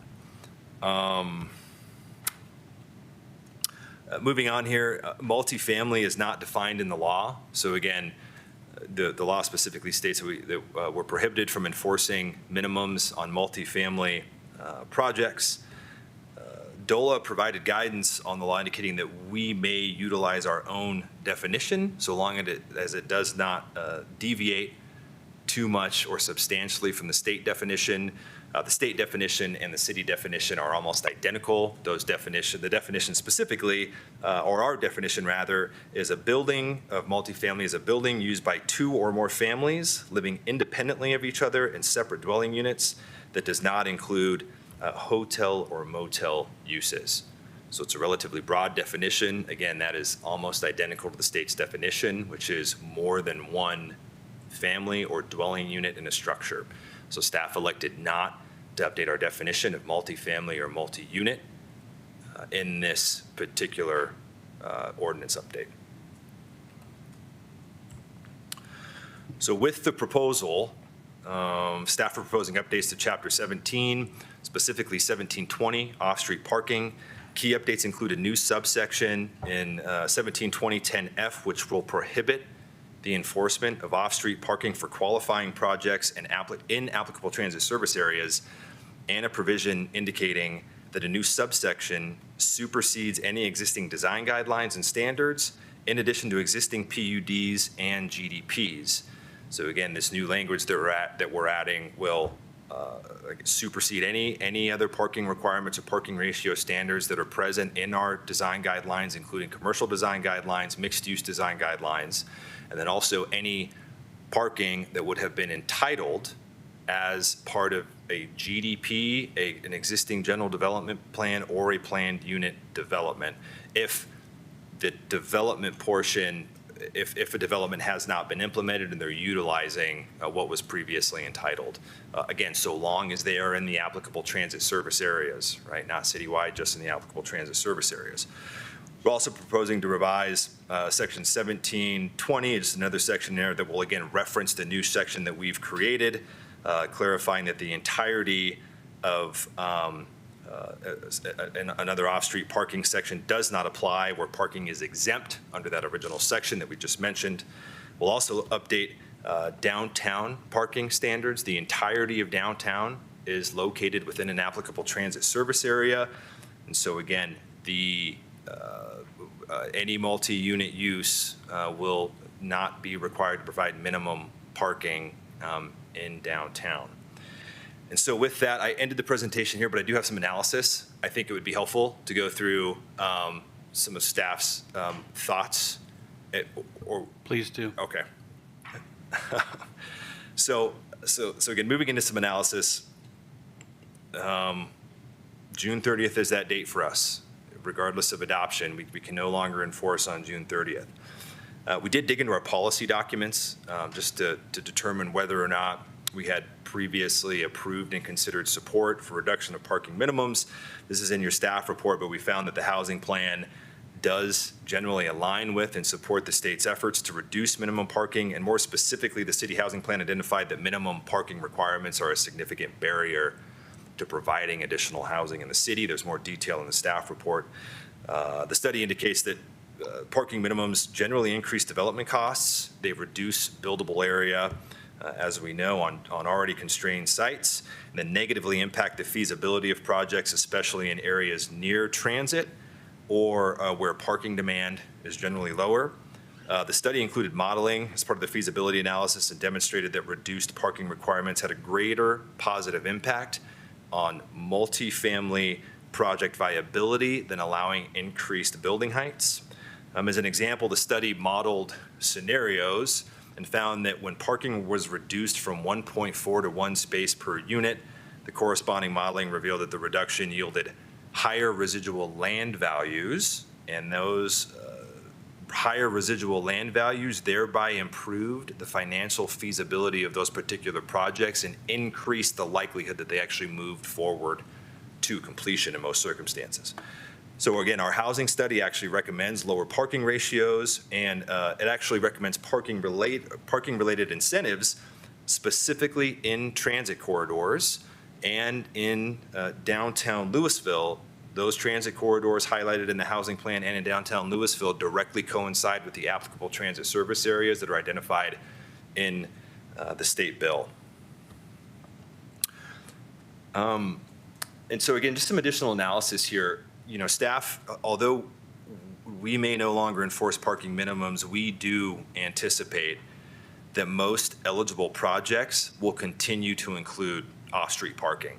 There's a few reasons for that. This expectation is supported by, first and foremost, I think many conversations that myself, Rob, others in the planning department have had with developers where we've actually attempted to get them to reduce their parking on site. And a lot of times what we get in response from them is this, we need this parking as a market tool. Market feasibility analyses show that we need parking here specifically in a suburban community like the city of Louisville. And I say suburban, it's compared to a more dense urban environment where we have rail or something along those lines.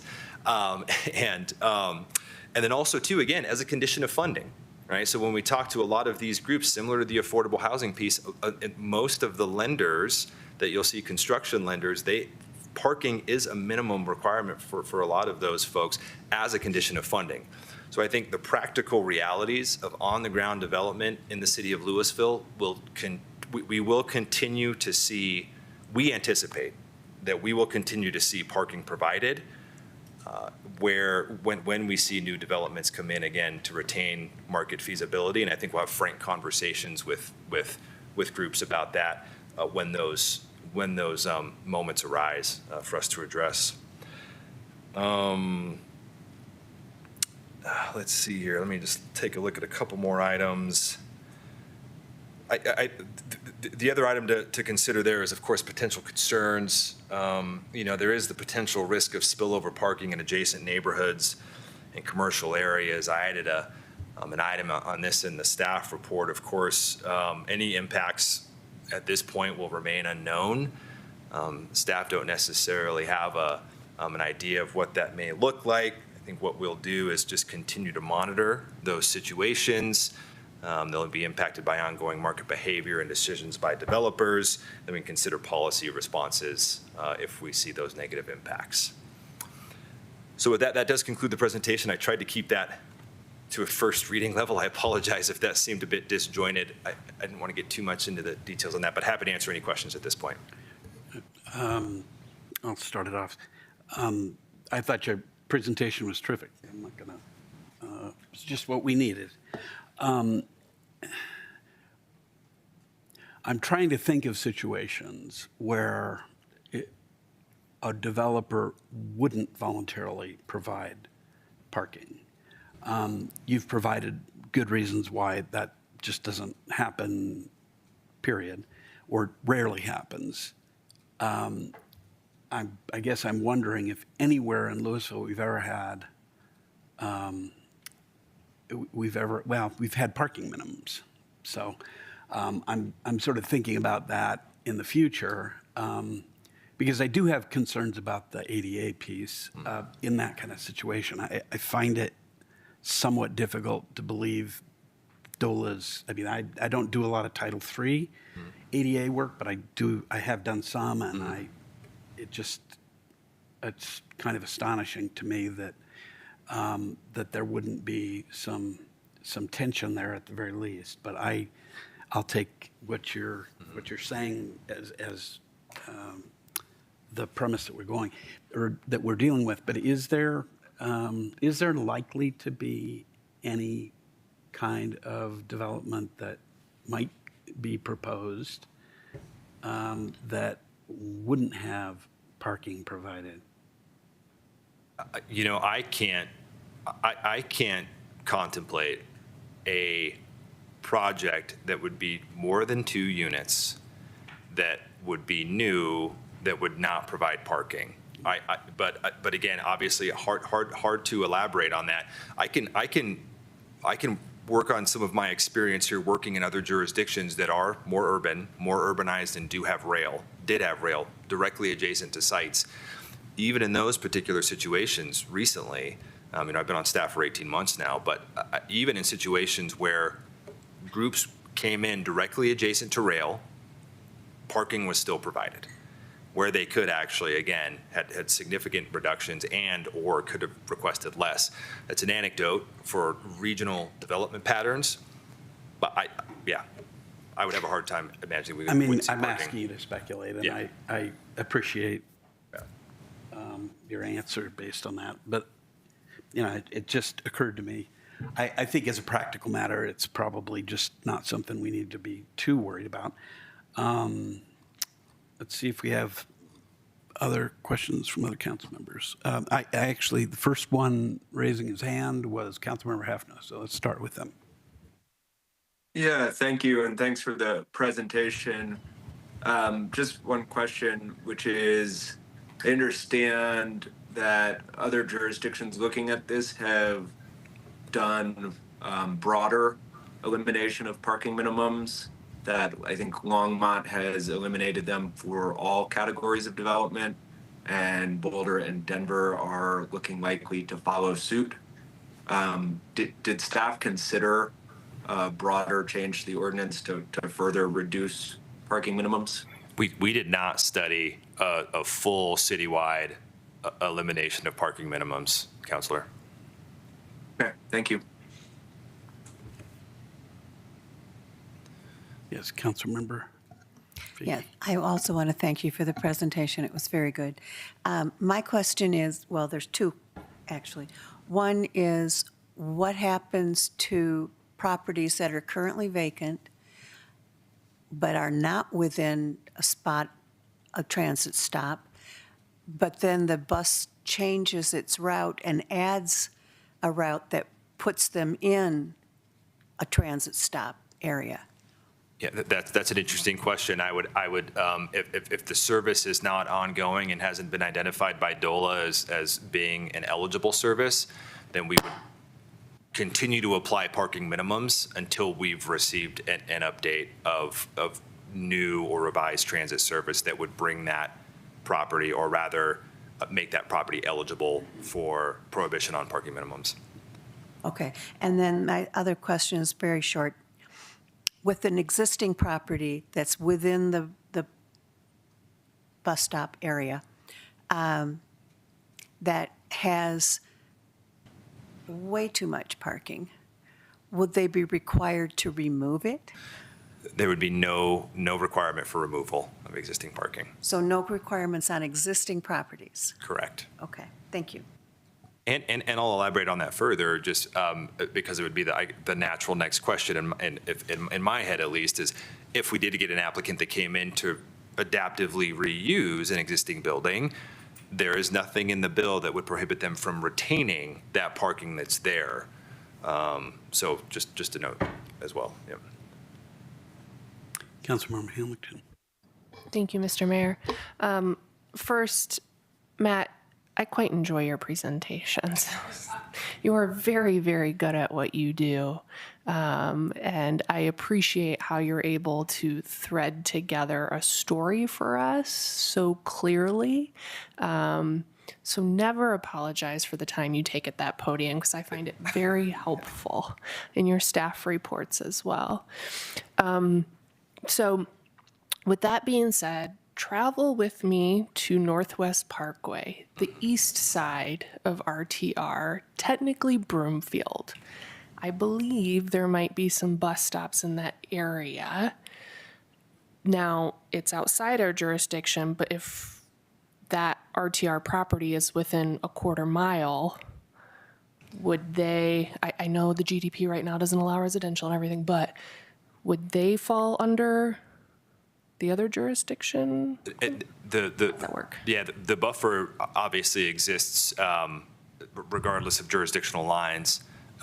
So there was no eligible transit stop along 96th where it turns into 470 that would have made Red Tail Ridge eligible. Okay, so you did look at surrounding we ran the jurisdictions whole- if they could. Yeah, absolutely. We ran any buffer that would have come into our jurisdiction. Okay, Yes. thank you. Councilmember Cooperman. Follow up to that last question. So the 228 goes all the way down via Appia and all the way down McCaslin, but I assume that Is it because it's only hourly that it doesn't count? I believe so, yeah. So the 220, so it's on Via Appia, it stops in 30-minute intervals. South of Via Appia, down to McCaslin, down to the Flatirons Mall, and then up into Lafayette, the service is not every 30 minutes, yeah. Okay. And, okay, so I think I had one or two other little questions.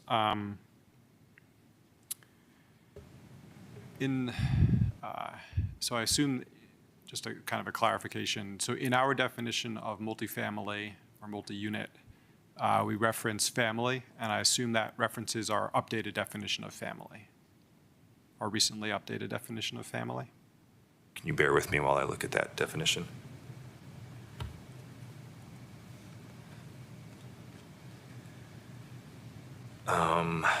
Let me find that here. So yeah, I think in the context of the definition of multifamily dwelling, then that works together with our updated definition of family. Okay. Yeah.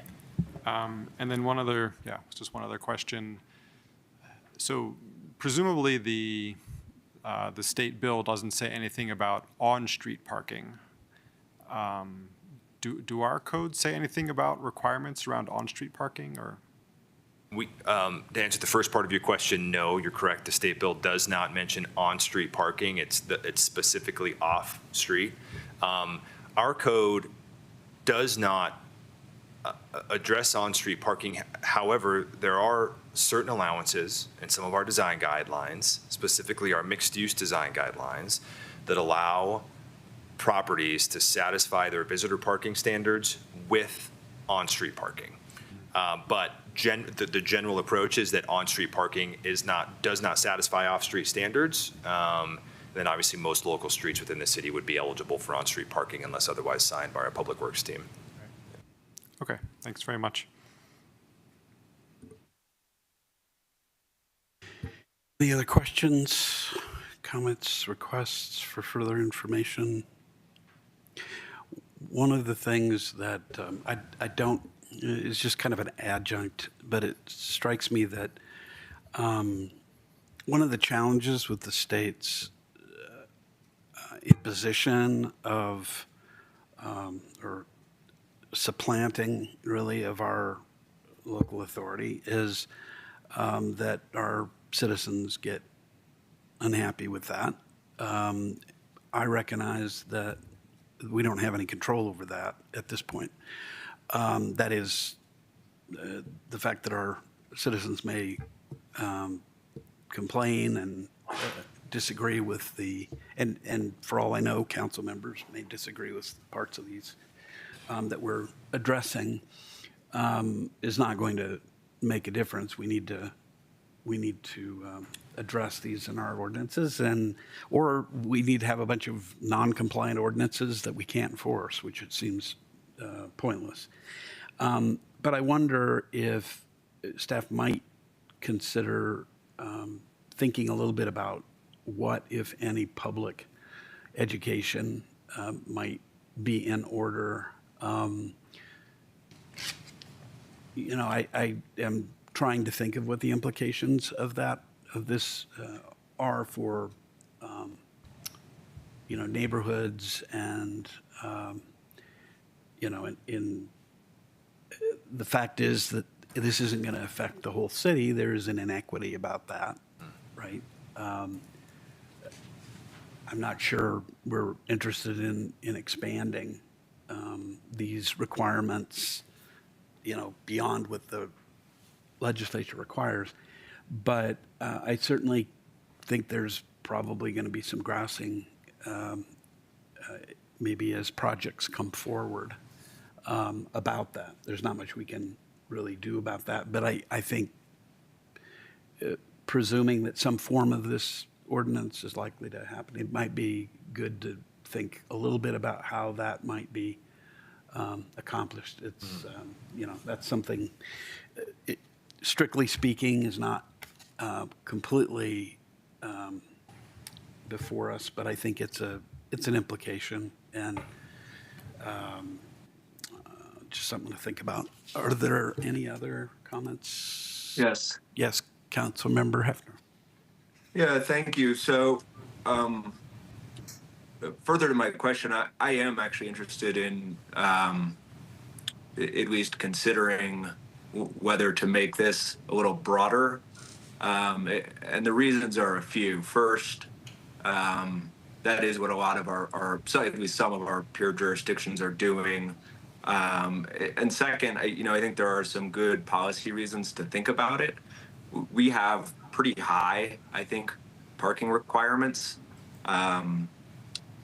For example, for retail use, you need 2 parking spaces for every 300 square feet of retail space, which means that you actually need more square footage of parking than you do of actual available space for your business, assuming a parking spot is 180, 200 plus square feet, plus the rest of the parking lot space to drive around and so on, which to me seems pretty difficult. And we have vast oceans of unused parking that we've created as a result of these minimums. So it seems to me that as long as we're taking this up, we should think about what other reforms might make sense to our parking minimums. I for one, would think about eliminating them, recognizing that we are typically not in the best position to understand how much parking a particular project might require, and that the project proponents and financing parties and users and tenants are probably collectively much more able to understand their parking needs than we are. So I would be interested in consideration of that on second reading, and certainly welcome reactions to that thought. Councilmember Kern. I'm just going to second what Councilmember Hamilton said. Appreciate the all of the presentations that you do.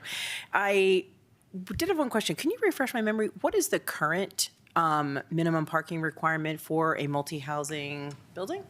It varies. I would have to look it up, but it depends on whether it's in our MUR district, whether it's downtown. I don't know if, do you know off the top of your head? Yeah, I don't know off the top of my head. We'll look it up and get you exact count. I think it's like in the mixed use district, it might be 1 per unit. Sometimes it's per bedroom in multifamily units, but we can get you an exact number. It is 1 to 2 per unit or 1.5 per unit, somewhere in that number. Yeah, it's in there, but yeah. Okay. Yeah. I'd be interested to know, just to understand, and then it would be interesting to see once we do enact this, if you have requests that come in and we see a change in the requests for the amount of parking for properties. I was thinking of one property in particular in Louisville, the Center Court property off of South Boulder Road. And I can't quite exactly tell if it would actually fit into this or not, but they did a really cool underground parking garage many years ago when it was like kind of affordable. And, but they charge a lot of money to use it. So there are a lot of residents who don't pay to use the parking that is required, because we don't say, you can't charge for it, so they don't use the parking. And so there are a lot of resident cars that I have seen that fill the actual business property, because the businesses were required, to Councilmember Hefner's point, the businesses were required to have a lot of parking spaces, probably more than is needed, except on a fabulous grand opening like we did for Shamrock Foods, just to plug a little. So I'm curious to see how all of this works out and what we actually do require now. Not that we won't continue this on to the second reading, but it would be just, I think, valuable statistical information for us in how to balance doing this. Thank you. We have, I will add, it's close to a 1-to-1 ratio. You will be seeing some projects relatively shortly that may take advantage or would be eligible to take advantage, rather. So it'll be interesting to see how that plays out. If I can just add a couple more things, Mayor, Councilors, that's okay. There's one item here that I wanted to make sure you all are aware of that's part of the bill. There is actually an opt-out option for us in the bill. It wasn't necessarily brought up because it's a very burdensome requirement. I won't speculate on why, what it is, but essentially what it states in the bill is that we may, as a jurisdiction, adopt a provision that allows us to require parking for projects in applicable transit service areas of 20 units or more. However, the burden is then on the city to show that not requiring parking would have a significant and impactful detriment on the surrounding area. We talked about it as a staff. It would be difficult to show that. We would then also have an annual reporting requirement to DOLA, where we'd have to detail and we'd have to provide a report in detail for every instance where we actually required parking. And so again, we felt that it was a pretty significant staff burden to bring that provision in. I just want to make sure you are all aware that that is an option of the bill. But I mean, we would probably have to talk about additional staffing to support something like that. I mean, I don't want to speculate. I don't lead the department, but I think it's that level of reporting. Just to answer your question, Councilmember Kern, our baseline multifamily in the zoning code standard is 2 parking spaces for each multifamily dwelling unit. In the mixed-use district, it's a little more complicated. For a 1-bedroom unit, it's 1 space minimum, 1.25 spaces maximum per 1-bedroom unit. For a 2-bedroom unit or more, it's 2 spaces per unit. And then there is 1 additional space required for every 8 dwelling units as guest parking. That's the mixed-use district. Right, there's also the guest parking, visitor parking requirement to contend with as well. Right, about that, yeah. Am I right that the litigation that's been filed by, I think, 6 jurisdictions against the state covers or is challenging the parking minimum part of this particular measure, or am I wrong about that? I am familiar on the periphery. I believe the primary challenge would be 1313 and the housing opportunity goals that were associated with 1313. So Westminster, Arvada, a few other ones that have signed on to that. I don't know that it's directly related to the parking minimums bill. I'd have to look at that. I just can't remember offhand. I don't. I know it is primarily 1313 for sure, though. I do know that because it does references the housing opportunity goal, which is part of 1313.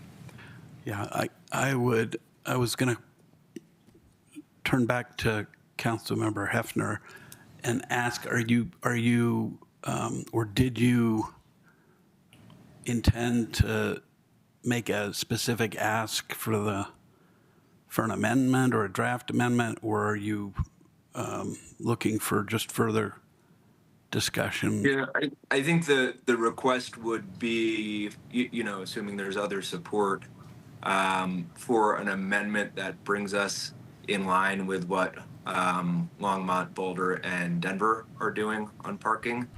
And, maybe some additional analysis around the impacts of such an amendment, but obviously subject to the support of this group. I don't want to send staff on a goose chase. How much work would Councilmember Hefner's suggestion entail? Would it? Yeah, I'll add that. So Longmont eliminated parking minimums in May of last year, May 2024. They were the first city in the state of Colorado to do it, the first non-coastal city actually to do it. Boulder just implemented theirs, I believe, this May, and Denver is currently in the process. They haven't formally adopted it. So I do believe that we would probably need some parameters to review. For example, I would have to imagine that I would prefer I'm trying to consider generating a map that would show where all multi-unit development or multi-unit proposals are permitted. But I think, Councilor Hefner, you want to go further than that and just eliminate altogether, correct? Yeah, that would be where I'm going, is just eliminate all parking minimums for all uses across the city. I think, thank you for clarifying. I think that we could start with Longmont as a base to see how they implemented what they looked like, maybe reach out to some Longmont staff to see what their impacts have been so far. I think 1 year may not be enough to know how that actually plays out, but I'd be happy to work on something that would get close to that. And just for clarification, I might have missed it. Are you asking us just to bring back an alternative ordinance that would do that? Or do you want background analysis related to that in addition? I think the ask would be for, assuming it's doable, some amendment language along with the analysis. Okay, and then, so yeah, we could look at what other cities have done it, and if there's any, related feedback from those cities, which I think is what Matt was talking about, and then there's probably some literature on this as well, I'm sure, like from American Planning Association or something. We can come up with some of that for you all. Let me get a little bit of input from our city attorney here. Thanks, Mayor. If I can make a suggestion, House Bill 241304 has a date in it after June 30th, 2025, which is, the end of this month. The city cannot require these parking minimums. If you move forward with the ordinance that you have in front of you and also provide direction for staff to bring back information for you to consider, you can look at another ordinance to expand it, make it more broad, however you want to proceed on a broader scale. But, I'm concerned that we address what is immediately required of us by the end of this month. Thanks. I think I certainly believe that that's a good policy direction myself. I guess to Councilor Hefner, how does that affect your thinking, if at all? Yeah, so two things. First, I think what I had in mind is keep the ordinance on second reading, I think, as drafted, but have an amendment ready to go, such that if we want to adopt it with an amendment, we can. But recognizing that we sort of need to move expeditiously, and we may choose to adopt it without the amendment. And then secondly, I don't really want to send our staff off on an amendment drafting exercise if there isn't, at least one or two more folks who think this is worth looking into. I think directionally what we have in front of us is better than what we have now. And certainly we'll be supporting it either way. I just think we could go further. Let me make one. I'm more inclined to go and keep things narrow for the purpose of getting through this ordinance change. I also think I'm thinking that there may be alternatives for dealing with the issue. One of them is revisiting our parking minimums and reducing those. There is some wisdom in sort of dealing with this particular ordinance, or maybe amendments to this ordinance and expanding it to everything, but there may be some reason why we might not want to proceed on areas that aren't within the mapped area by reducing parking minimums as a separate issue. I think it's not all or nothing, and there may be, it's hard for me to agree to just one amendment.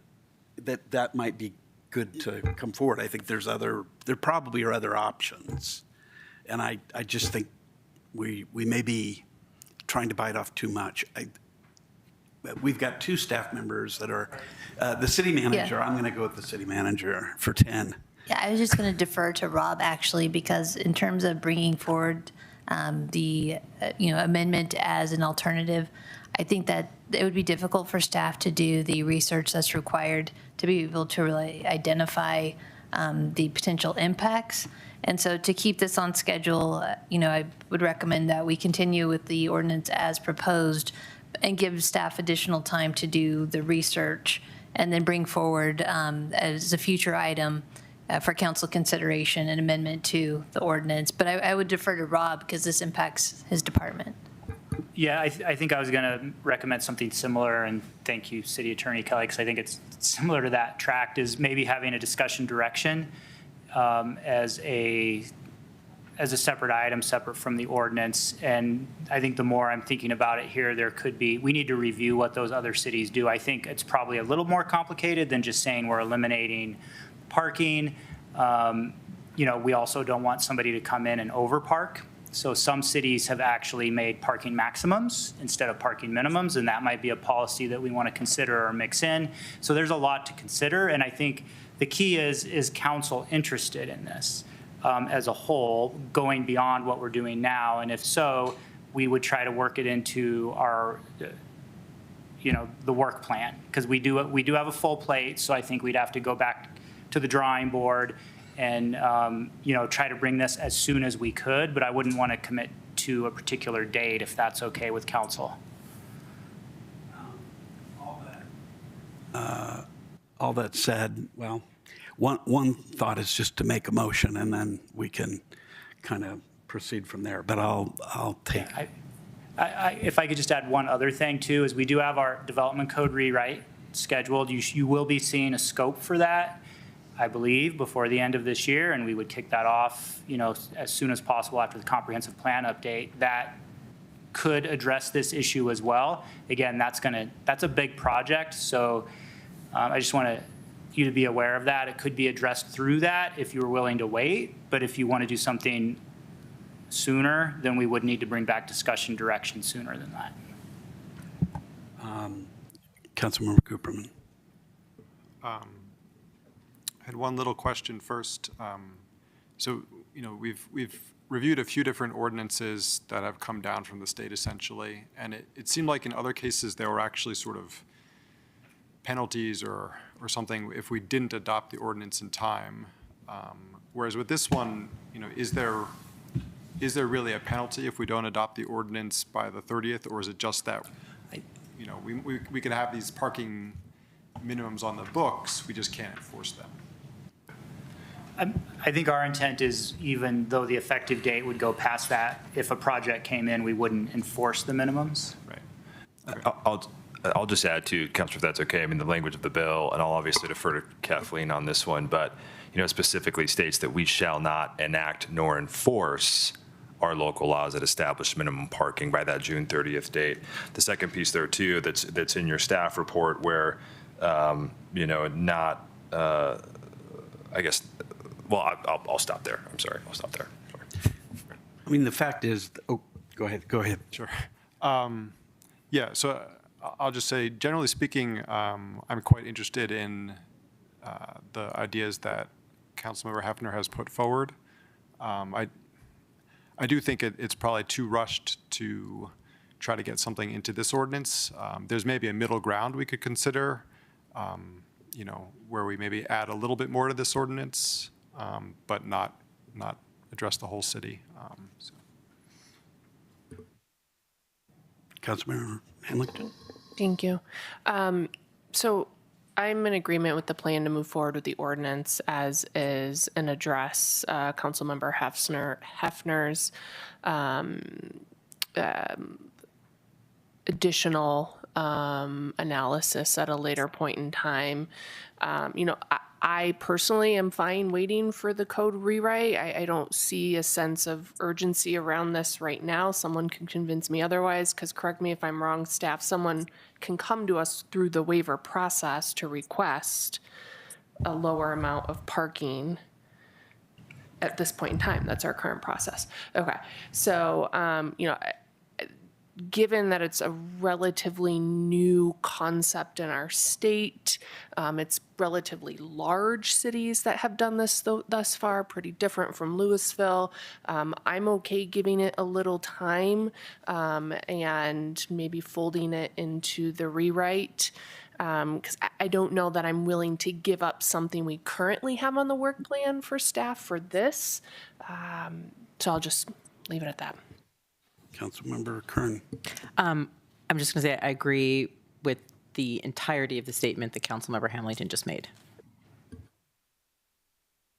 All right then.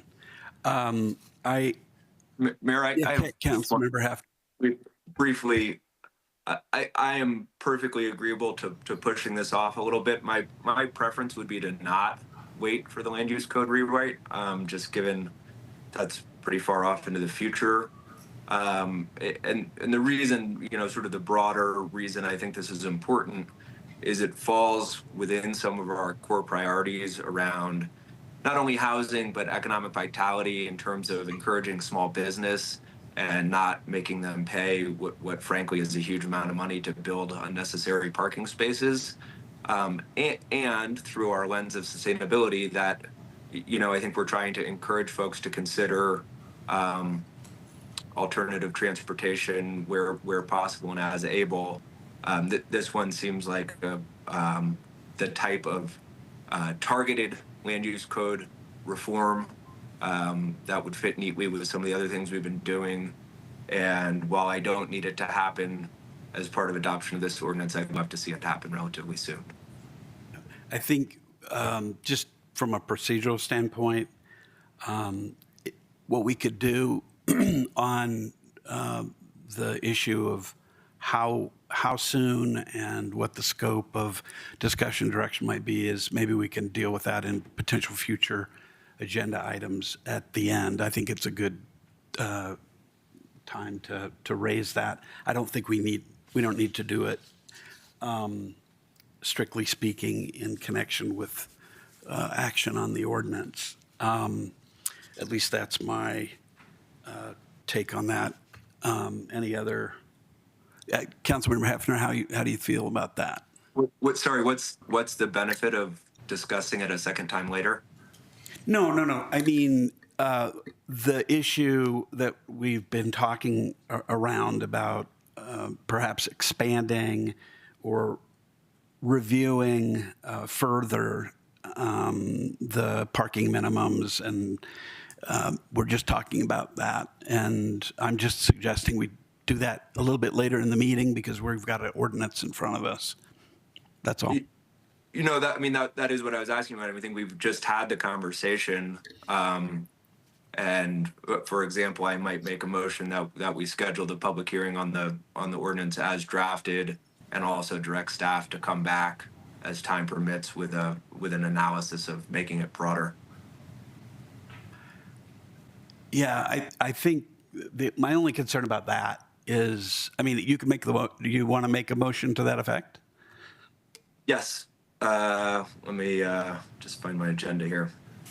So I would move that, let's see here, we set the public hearing for ordinance number 1897, series 2025 for, can somebody fill me in? What's the date? Clerk. Well, the date will depend on if you're amending this ordinance or not. Because we're not. Okay. Rob, is there any reason it can't come back on the 17th? June 17th, 2025. That's the end of the motion. I have a friendly amendment. So, well, it's not the end of the motion. Okay. So on June, so it's on June 17th is the proposal. And this is a zoning ordinance amendment? That's what I was asking you. Okay, sorry, you mean from a spacing of no, I don't think it can. Okay.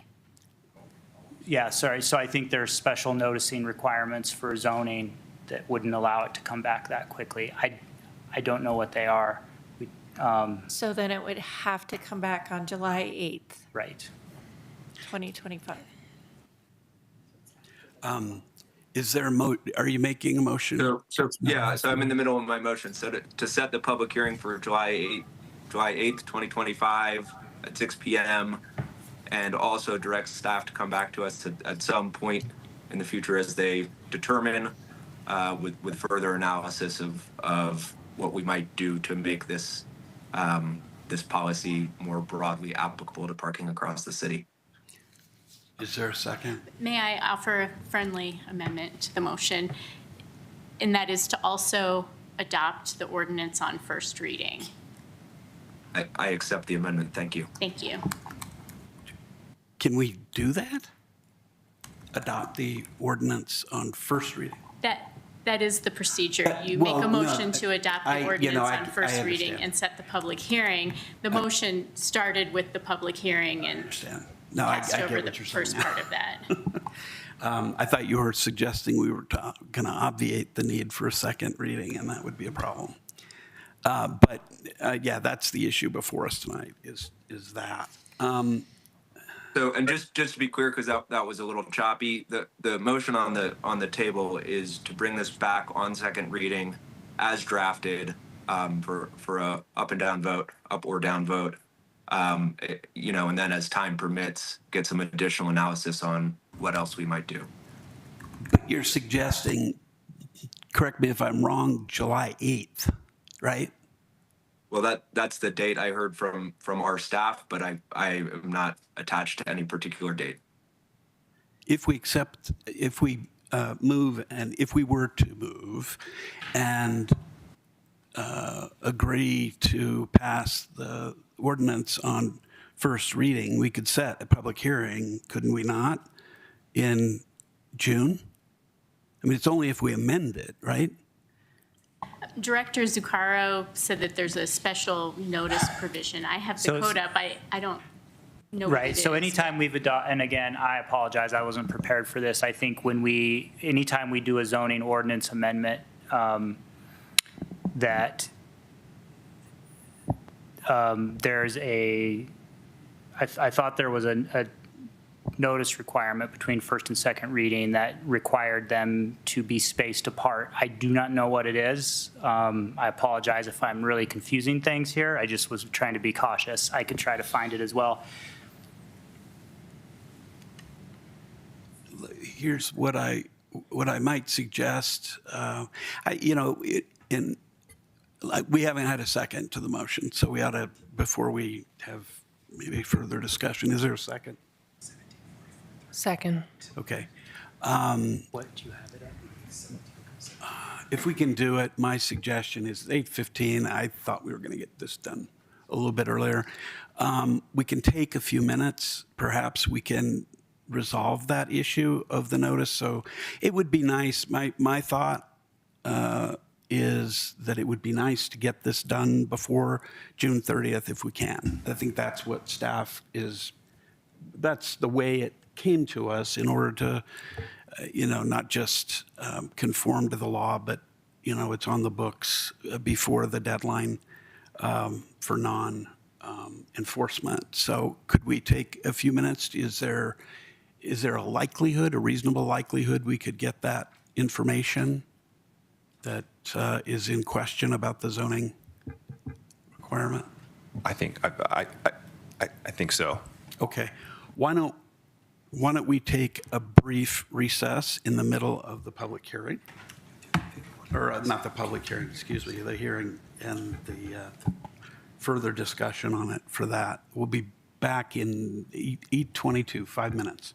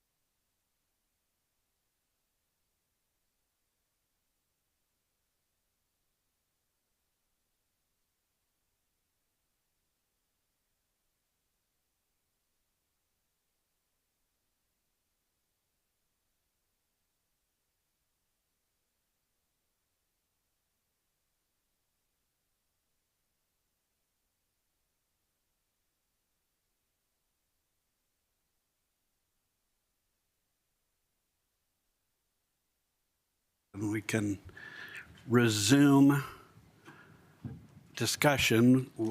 When last we met, we had a motion on the table and a second, and we were having discussion. I think one of the questions was, when can we set the public hearing? It appears that we need to set the public hearing no earlier than July 8th, 2025 at 6 p.m. So, Councilmember Hefner has disappeared for the moment. I was going to make a quick friendly amendment, but I don't know the way to. Is that the data used? Okay. All right. So, well, we have 5 of us, so there's no chance of, now there's a chance of a 3-3. All right. All right. Can we have a roll? Does everybody know what they're voting on? Should we restate it since we just came back from break in case someone online? Yeah, that's a good idea. Councilmember Hefner, would you like to do that? Sorry, I lost audio there for a moment. Can you repeat what you said? Councilmember Hamilton made the good point that maybe we should restate the motion even though we are about to vote on it, maybe especially because we're about to vote on it, so that the viewing public and the record can clearly reflect what we're about to vote on. Okay, so let me take a swing at it here. I move that we adopt on first reading ordinance number 1897, series 2025, and set the public hearing for, did we decide on a new date? July 8th. July 8th, 2025 at 6 p.m. And in connection therewith, direct our staff to separately come back to us as time permits with an analysis of, discussion. Sorry, hang on, I got the YouTube audio.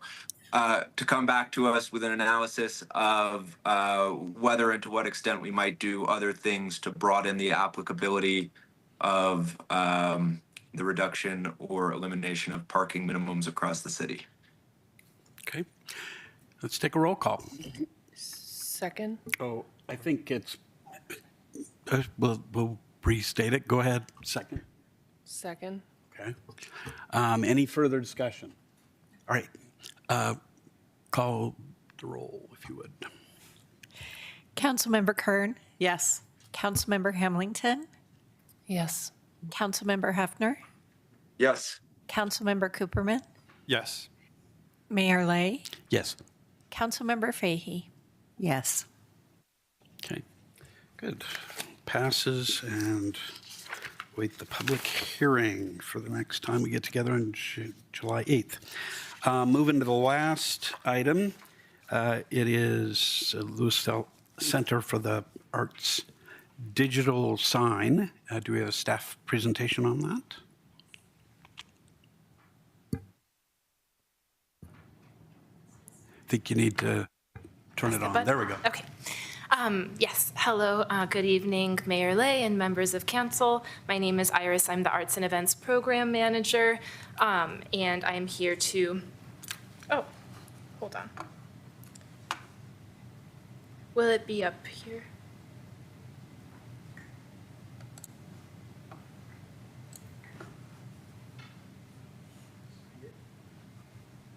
Was it on the desktop?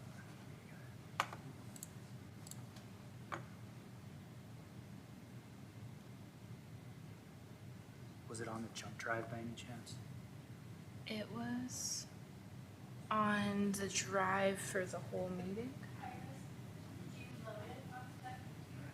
Onto this computer? Oh, no, I just dropped it in the folder. Sorry.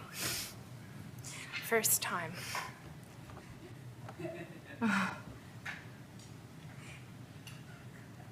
Was it long time listener, first time caller? That and some will remember my opening line from the CML presentation that I did where I quoted Brené Brown about first times. But anyway, we are being recorded now, so I'm not going to repeat what I said that day. But I think Sema Fox probably remembers that presentation. She's going to throw it on a jump drive here real quick and get it over to the computer. Okay.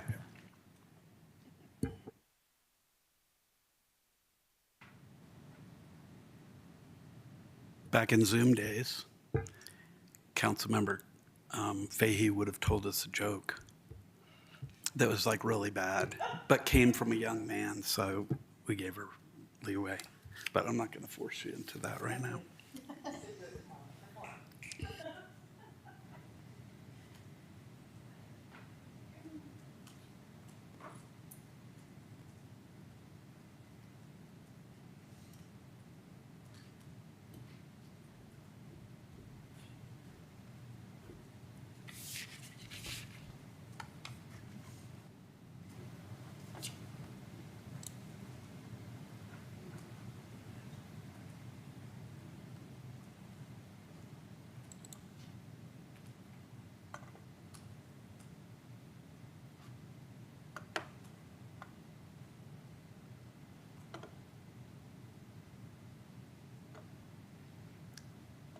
Okay, and then to make it go onto the screen. It is opened.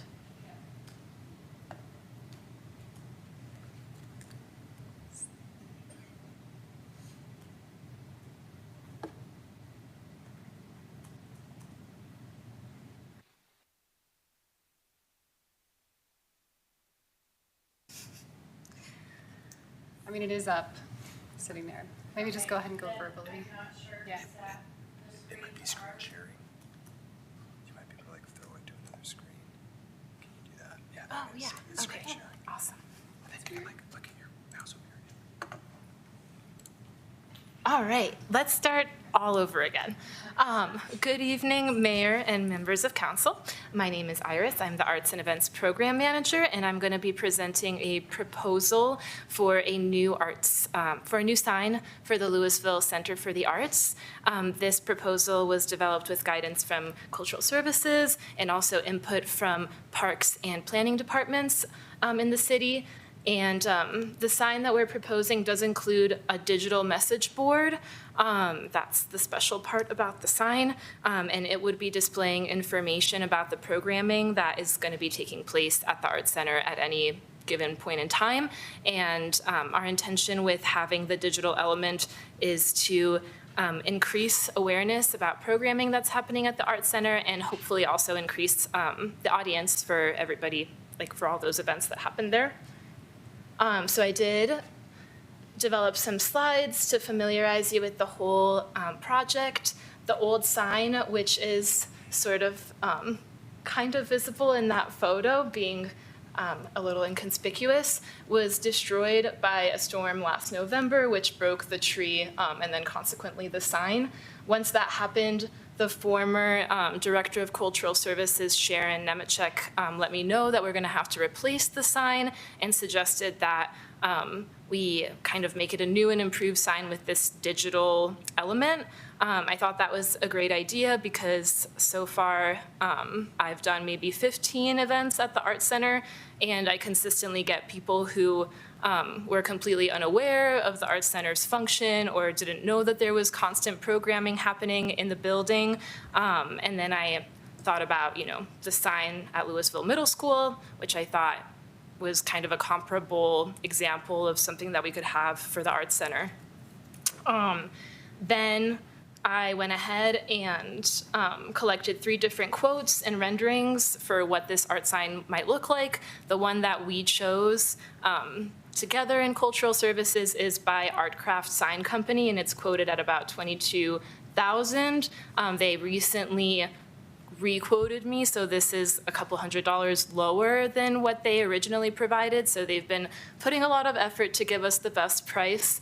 And Artcraft is also the company that does the signs for all of the parks around the city, the rec center sign. They're all done by the same company, so this sign would be design-wise matching all the other signage around the city, which I think would be an improvement compared to the wooden sign that we had before. I think, yep, that's all. prior discussions, you can see the sign broken. We went through several channels to make sure that we have approval and understand the subsequent steps that we would need to take in order to make this sign a reality. So I spoke to my cultural advisory board early in the year to let them know about the project and how we would be funding it. They were supportive. Obviously, they care a lot about the programming that happens at the Art Center and think that it should be advertised. Then we did go to the subcommittee of historic preservation when we were discussing the electricity that would need to be routed from the center to the sign. So that would involve adding a new electrical box on the side of the Art Center. The Art Center is obviously a historic building, but the subcommittee gave us their official approval of adding the electrical box. They suggested that we could paint it the color of the brick to make it more inconspicuous, and we'd be happy to do that. And then most recently, City Council did approve the carry forward of funds that we are hoping to use for this specific project. I'm not sure if I've included this in the slides, but I do want to mention that we also spoke with planning to understand what the next steps would be on that side to install the sign. And we were told that we would need to get a permit for the sign. We would need to follow all the electronic messaging sign code, but we wouldn't need a PUD amendment for this particular project. So that's the rendering that we have at the moment. As you can see, like you can recognize some of those design elements that are in the other city signs. Even Memory Square Park has a sign that looks basically exactly like that. We just have a 16-inch digital message board at the bottom, which is a little hard to see in this image, but that's at the bottom is where we would have 2 lines of text to put info about programming. We can answer questions later. So the benefits of the sign board, I think, would be that this would allow us to spread information about programming that happens at the center to a wider audience. Like I said, a lot of people just aren't aware of what that building is being used for and how many different art organizations actually host theater and photo galleries and all of that, and obviously city programming, which we've been using it more and more extensively. So I think if we raise awareness through this sign that programming is happening, we'll attract more people to learn about the organizations that host there, to learn about some of the city's events, and hopefully increase traffic to the Art Center, which is basically the only public space that we have to do indoor art programming. And yeah, obviously we would also be hopefully increasing traffic downtown and all of that through that process. Okay, yeah, so I did have it here. But in terms of the display, I've spoken with Artcraft, and they've explained to me that we would have control over basically every aspect of the display on the board. That includes on and off times, the illumination of the digital aspect of the sign, the speed of the messaging, and the way that we would transition from one message to another. Everything would be controlled through an app that we would program. Like I mentioned, we did talk with planning about compliance with code, and we did figure out the electricity and historical preservation questions. Let me just make sure that I didn't forget anything. I think that's all.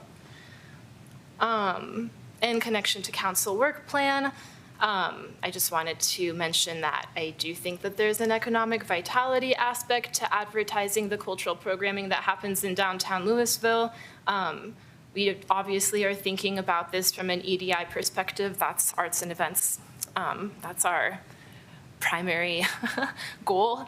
And there's such a diverse array of programs that happen at the center, so being able to make that information more widely available to our residents would be beneficial. And then I didn't add this to the slide, but I was reading through the standard illumination policies that signs like companies like Artcraft use. And most of these digital message boards do have what they call an automatic brightness sensor. So that means that on an overcast day, the sign would sense that it's darker outside and the brightness of the sign would automatically decrease and thus be, energy saving and decrease the light pollution created by the sign, in addition to the fact that we would just be able to change the brightness when it's day and night and turn it off. So with all of that information, the staff recommendation is to approve the project and move forward with the installation of the sign. But I'm also happy to answer any further questions that there might be. Thank you. Great presentation. Why don't we take council questions? Would you like to start us off, Councilmember Hamilton? Sure, thank you. First questions first. Did I hear you right? This was your first time presenting to council? I did life in Louisville, but that's hardly a presentation. Okay, well, great work. Your first presentation. My two questions about the content. So you're right, there's an electronic sign at LMS. I think there's some at the other BVSD properties like Fireside as well. This might be more for planning department rather than you, but Luckily they stayed. I know. Can we even control what BVSD put on their property as far as signage goes? No, they're exempt from our sign code, yeah. Okay. Thank you. And then for you, Iris, my question is, this facility is embedded within a neighborhood, lots of neighbors surrounding it. So help me to understand in what ways, if any, have those neighbors been engaged at all? And the reason why I ask is because we did have some, I'll categorize as feedback regarding illumination in relation to holiday lighting that goes up at Memory Square Park. So I was wondering if there was any engagement of residents with this proposed change in signage. So not as of yet. I was basically waiting to see whether we would even have the funding to make the project possible. But now I would be happy to do any kind of outreach that council would suggest that we do. Arts and Events is not a stranger to doing outreach. I mean, we send public notices to neighborhoods about events that are going to take place. We do public comment for public art projects. So there's some different avenues that we could take to get input if we wanted it. Okay, thank you. That's it for my questions. I'll save my comments for later, Mr. Mayor. Other questions? Councilmember. Thanks. And Aldido, good job. And good job speaking up so we can hear you. So I wanted to just kind of get a point of clarification from you. With this sign, the upper portion of the sign that's more in keeping with like the feel and spirit of some of the new signs in Louisville, where it says Louisville Center for the Arts, that's actually a non-digital sign. That's traditional, correct? So the only piece of this that is digital is just that piece below, which if it's not illuminated, just looks like a piece of like black board or something that's underneath of it. Okay. And yeah, that would be the only question you're right. I'll save my comments. Okay, thank you. Yeah, so I just pulled up the rendering again just in case. But when off, yeah, it would just be kind of a black void. Yeah. Yes, Councilmember Cooperman. I was curious, the illumination, is it necessarily of a certain color or is that adjustable? I think that's adjustable as well. Okay. And then you said you could fit sort of 2 lines of text. I'm just wondering, like, do you think that's sufficient for advertising the types of events that are at the Arts Center? Yeah, I do. I was discussing it when I was collecting the quotes from the different sign companies, and I think one line for kind of like dates and times, and then the second line for the name of the program or the organization that's putting it on would be sufficient. And also then we're not getting into any sort of like crazy displays of inconsequential info. Right, okay. And then I was wondering, is the intent to put the sign at basically the same location as the previous sign? Yeah, and actually, I was going to mention that in terms of lighting in the, like in a residential area. I do think that that location is still like fairly inconspicuous in terms of the location of the housing that's around it. I mean, at most, we would kind of be facing the church that's across the way. Where Memory Square Park is, there's like a Methodist church who have actually also expressed interest in putting a digital sign on their property, but I don't think that the sign would be directly pointing into anybody's window or something. Right. Okay, so let me just clarify that. So, you know, I assume you would want the sign to basically be perpendicular to the street for best viewing. You know, So you whereas see it's that like one is- slightly at an angle. I don't know. Well, okay, so for a couple things. So would both sides of the sign have the lettering and? No. No, okay. And again, like, so that location, I'm pretty sure is basically like at the west side of the intersection of Grant and Spruce. So the church is down the street a little ways, and that's like basically across the street from a house that's at the corner of Grant and Spruce, at the southwest corner of Grant and Spruce. Yeah, parallel to the Art Center. Okay. Anyway, I think I had one other question. Yeah, just one other question. In the staff report, I think you mentioned that there isn't any place where we've centralized the information about events that go on at the Art Center. And so this question is not directly about the sign, but I'm just curious, like, why is that? Why don't we have a central place where we have all of that information collected? I guess technically, if you consider LibCal a location, I mean, all of the reservations are input into LibCal, but that's not really like a public source of information. I think that historically it hasn't been done. We'll put some of the like resident art organizations, we'll put some of their programs in the newsletter, but there just hasn't been a practice of putting everything on the calendar. Okay. Thank you. It's on the website, though, isn't it? Huh? Yeah. So through the mayor, it's my understanding that our policy has been, we do not advertise non-city sponsored functions. That's something for council to consider in the future is, that is one complaint that we receive is that there's not a singular place to go to see community functions. But with that said, there would also be staffing required to maintain that. And so I think that's the main thing is that some of these events are not sponsored by the city. Okay. Not sure I knew that. Go ahead, Councilmember Fahey. Thank you. Yeah, I also want to thank you for your presentation. You were very good for your first time. Oh, thank you. I have a question on the lighting at night. Is it going to be turned off overnight, or is there some way to put like a piece of wood on the top that would make it downlighting? Yeah, I don't think we need a piece of wood. We can just turn it off.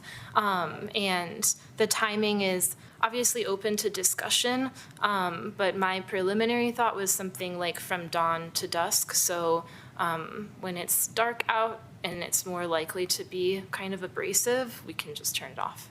Okay, thank you. Councilmember Kern. Thank you. I just realized I think that my comment was more of a question for you. It's kind of an idea. I like the idea that you can rotate on this, that it would come up and say, sorry, what like an event is happening, but then like a minute later it would pop. You were mentioning the access and people not knowing about this. I think one of the big things that people don't know is when it's open. So, because it's so sporadic, whether it's not like it's every single day from these. So I was actually thinking, is that possible that one of the things that pops up is like like, come on in, or welcome, we're open today. And it has like, just so that people actually know that it is open. Yeah, I think generally it's the center is really only open when there is a public program going on there, and we do allow private events to happen at the Art Center. So I think there's different ways that we could kind of program it, either to only have a display when there's something going on that's open to the public, and then people know that they're able to go in because the display is on, or, I mean, we could have like a slide that just says closed to the public, and then we have that on days when there isn't anything, or if there's like a private event happening.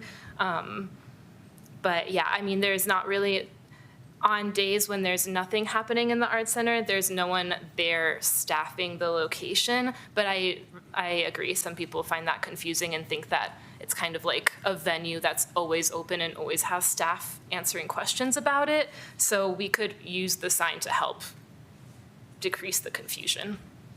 Thank you. It's from council. All right, thank you very much. We can talk a little bit about this. Who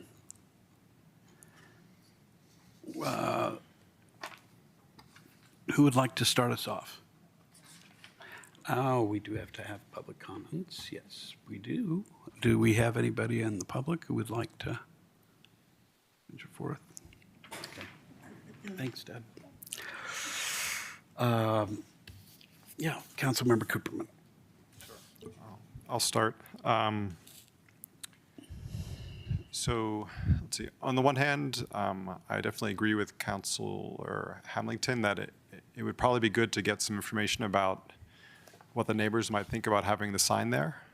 I also, I don't know, I kind of like the idea, but I'm also wondering whether or not it's worth it. So it's about twice the cost, right, to have the digital sign. But it is, you know, I feel like it's a pretty low traffic area. Like there aren't that many people who walk by. I mean, there are people who walk by certainly, but there are not that many people who drive by.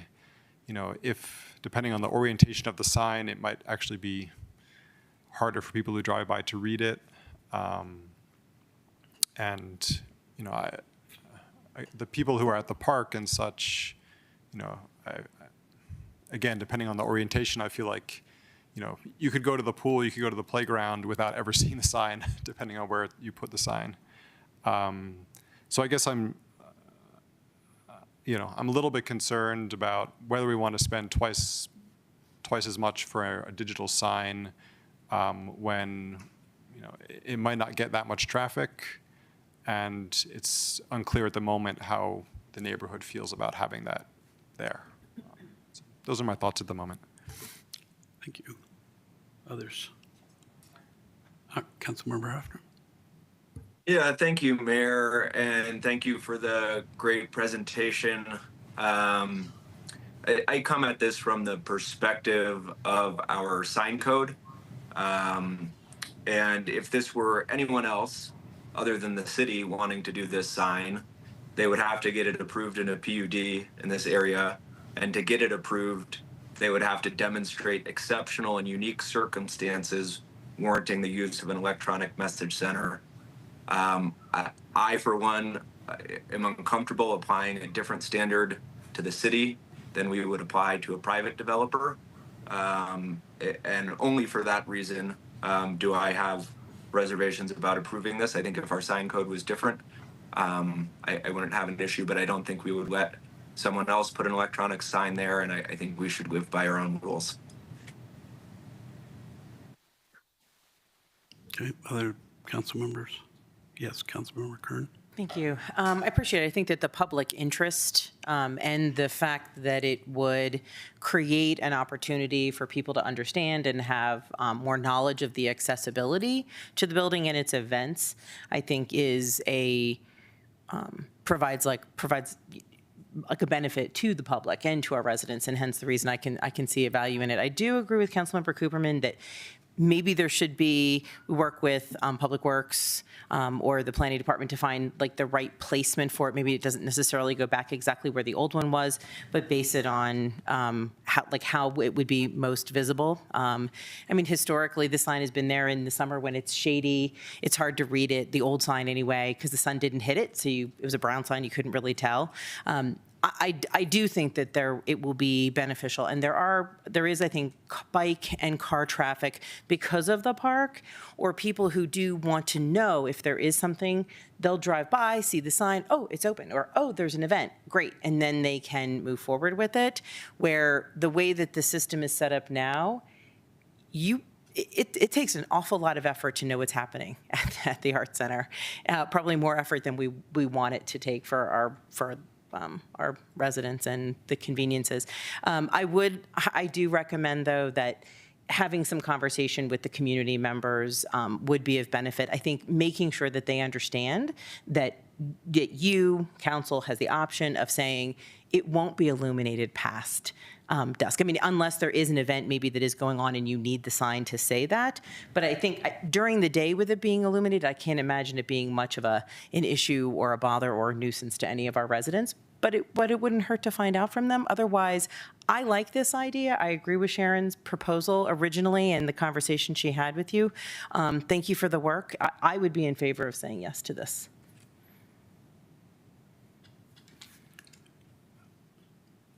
Yes, Councilmember Hamilton. Thank you. First of all, to Iris and staff, I appreciate you taking this opportunity by Mother Nature to evaluate, right? Let's just not put back up what was there. Let's think, are there other ways we can serve our community with this opportunity to possibly improve the sign? And the research that you did to help support that potential opportunity. I will say, I think unlike some of my other council members, I do have concerns about putting electronic signage in this particular area. I think just the aesthetics within that neighborhood and also nature and parks is, for many of us, a refuge from electronics, to actually unplug and get away from them. If this art center was located in a different spot, love the idea. It's just the location for me I'm getting hooked up on with all those parks. Personally, I would, if I lived in that beautiful white house, catty corner from it, with all those gorgeous flowers out front, if I walked outside my door every day, regardless if it's during the day or not, and I saw an electronic sign there, it would change how I feel about my house and where I live. Even if it's turned on at night, all these great things that you thought of, Iris, of like dusk to dawn. So I have concerns about not the idea, but the idea in this location specifically. But I'm open to other ideas of how we improve the advertising outside of electronic signage in the Memory Square Park area. I may be an outlier. I think I am. We, relative to other communities, do, in my view, a lot with what we have on arts, but I think everything that we don't do everything we can. I think it's not, for me, a question of either or, it's a question of both and. The sign that you found, which I really appreciate, is controllable in so many different ways that I just don't look at this as being particularly onerous and bothersome to anybody. That road is not seldom used. That road is used, it's used by me a lot, but it's not only used by me. There's plenty of other people who use Spruce as well, if in part to go up Spruce and down to down to City Hall and up to a variety of different developments and side streets. I think the way people get information is in many different forms, and having electronic signage there, I think, is going to get more information to people, and I really think that's a good thing. Just on general principle, I have no quarrel with finding out what the neighbors think. I think that's not a bad idea. I guess I'd be more inclined to say let's, approve of it unless that there's a outcry from the neighbors. To me, I think that's a better way to go. And I don't think that putting up another kind of sign that might, either not have anything about the events that are going on, or that has kind of a static, a placard or whatever, is really a good option. That's what we've done in the past. And I just like the idea of punching it up a little bit, making it a little bit more modern. The comment that Councilmember Hefner made, I think, is an interesting one about we ought to live by our own code. And I think there's times when that should be the case. But I think I'd sort of echo what Councilmember Kern said. This is a public use. The arts are really important, as anybody who's probably talked to me about this or I've talked to say. It's hugely important to the community, and I think that's a big distinction from the kind of commercial purposes that the sign code often serves. So I think that's one of the reasons why we have an exemption for certain folks, is that it's recognized that the city serves a bunch of people and people pay taxes for it. So I'd prefer to move ahead with it, subject to what any particularly adverse comments from the neighbors. I'm not sure now, putting on my, I'm seeing a comment from Matt Post coming. Yes, go ahead. I just want to be sure that the council is aware. Councilor Hefner brought up the requirement for a final PUD. She actually mentioned in her presentation, the church across the street does want to do an electronic message sign. They would be required to go through the final PUD process, come before City Council and Planning Commission, engage with an architect, those sorts of things. So we have had ongoing conversations with that property owner. I just want to make sure that the council's aware that that we have talked to that property owner about the process for establishing an electronic message sign. Are you suggesting there may be a RFRA issue? I'm sorry, what was that, Mayor? Well, okay.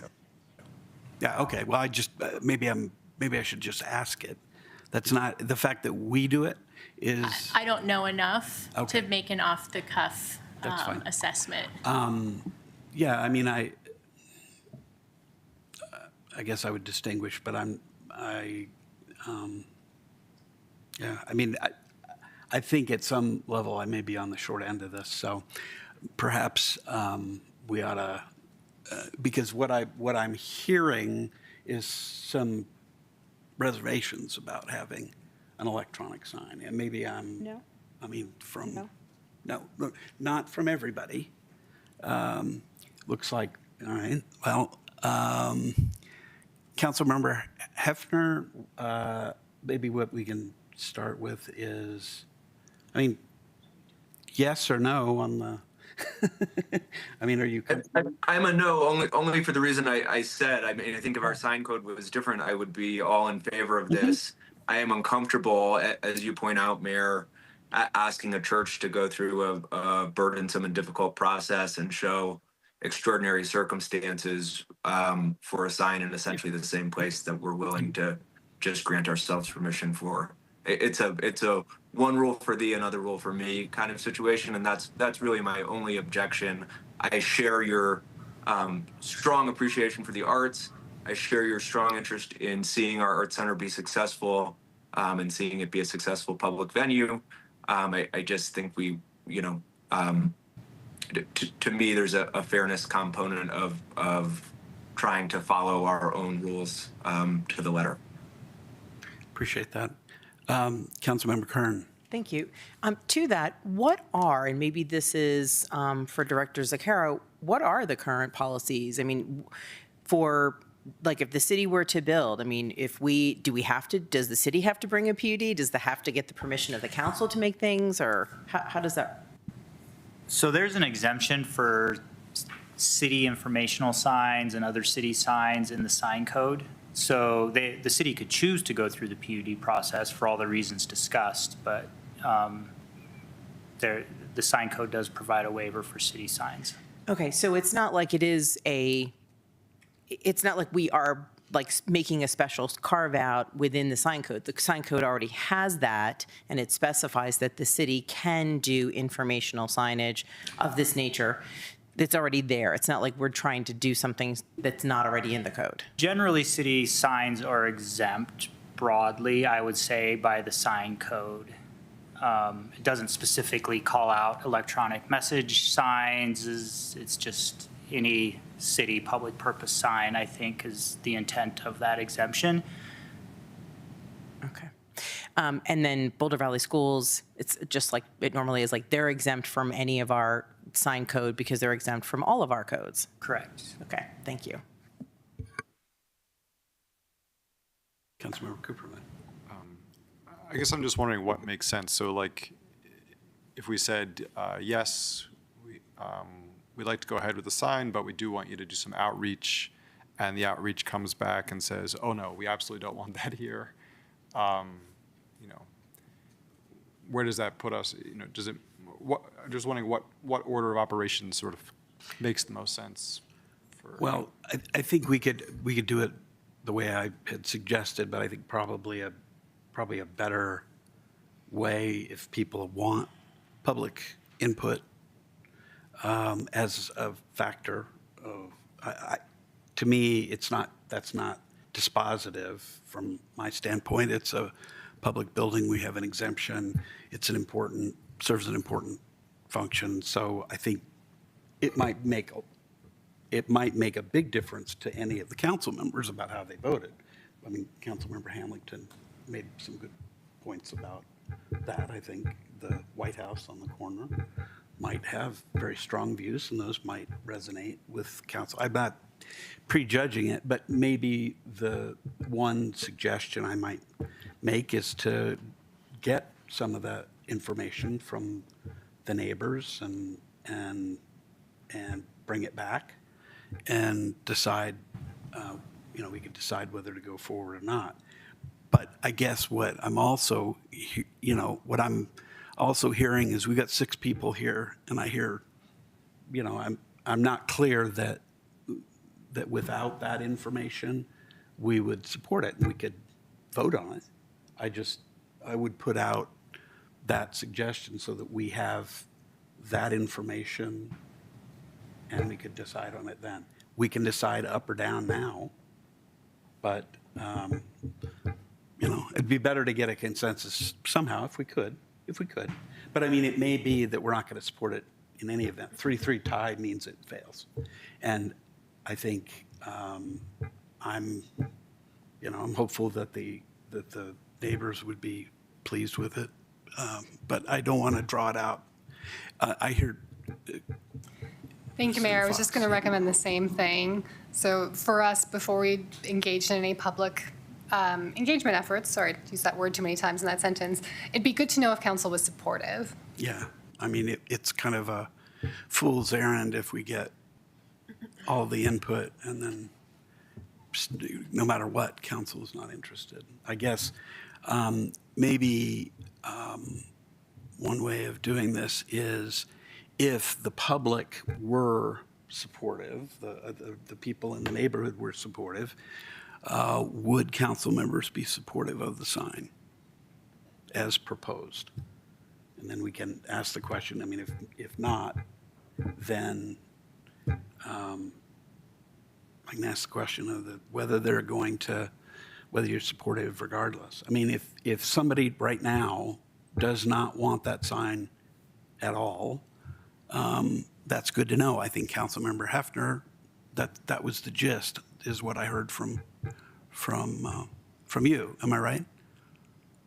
Yeah, that's right. For the reasons I said, it's not about the sign. Yeah. So, pardon me?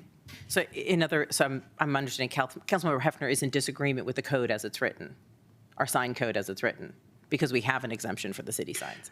I think the code as written allows us to do it. I don't think it's fair for us to say somebody else has to demonstrate exceptional circumstances, exceptional and unique circumstances. And to me, I mean, we have an interest in doing this. I don't know if it's an exceptional and unique interest. Okay. Let me put it this way. Regardless of what the public says, are you in favor or not in favor of this sign? If we take right now, if you... Not, I mean, if we had the public input, it wouldn't make a difference to what I'm saying right now. Yeah, and that's what I hear. Others? Do you have? I mean,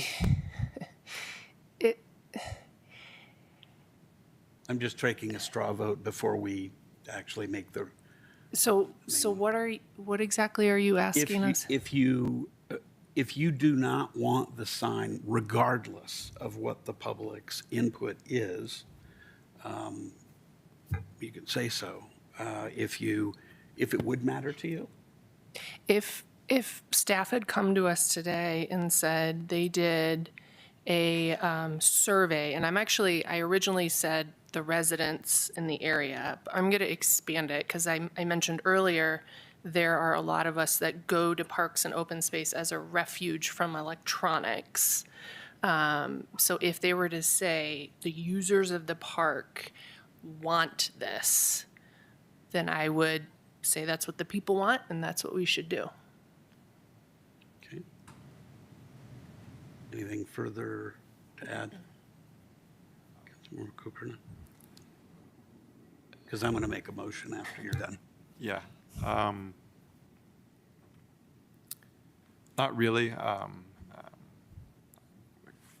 Kind of wavering between what Councilor Hamilton just said and being in support of the sign. Okay. I'm going to move that we support the sign as it's been presented to us by staff. Second. Okay. Further discussion? May I just make a recommendation with this conversation?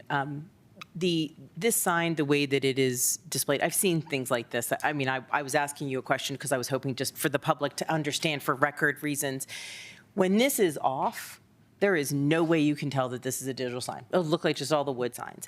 And I think also to kind of the comments that Councilmember Cooper and I were making about the placement of it, Councilmember Hamilton too, that it doesn't actually have to be turned to face into the park space. It can be more that it is like the entrance into the facility and to the road versus being like a sign to the park. It's also not going to be a colorful moving sign that's, invasive.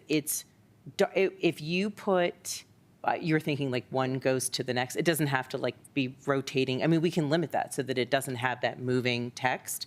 It's just on, which would have a similar appearance to a black background where staff went ahead and put in white like verbiage and had a light that shone on it day and night so that you could see that language. So, it says open today, or they take it off and it doesn't say open, or it has the name of entertainers. So this will actually allow them to do that without having to be physically out there. It'll basically be black. It could be white. It could be baby blue, or as you mentioned, it can be different colors. But I think that it is a very mild, it's not what I think a lot of people think of as digital. It's not backlit. So it's just a black background. Usually those white or lighter color backlit signs, like the ones that we just approved for a Vista to use, those are the ones that project and are like, oh, that's a sign. Instead, this is going to, during the day, allow you to be able to read what is happening, and at night, it won't be on. So That's what I just think also, like, making sure that maybe there's even a picture instead of a drawing of what those signs look like actually would be helpful for people to understand that this type of digital sign is more of a facilitator than a giant advertisement. Thank you. To clarify, I'm not including a survey of the neighborhood or beyond in my motion. Are we ready to vote? Nope. Councilman Cooperman. So your motion was seconded. Right. So does that mean I cannot make a friendly amendment? No, you could make a friendly amendment. Then I'll make a friendly amendment that we instruct staff to perform some form of survey of residents as well as park goers. I won't accept that.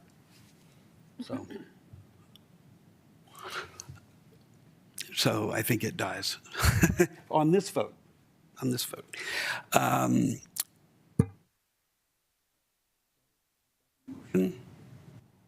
And all in favor?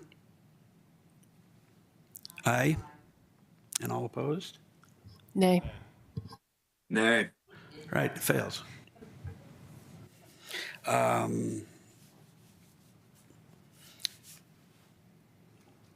you want to offer a different motion? Sure. Mayor, I move that we table this item indefinitely.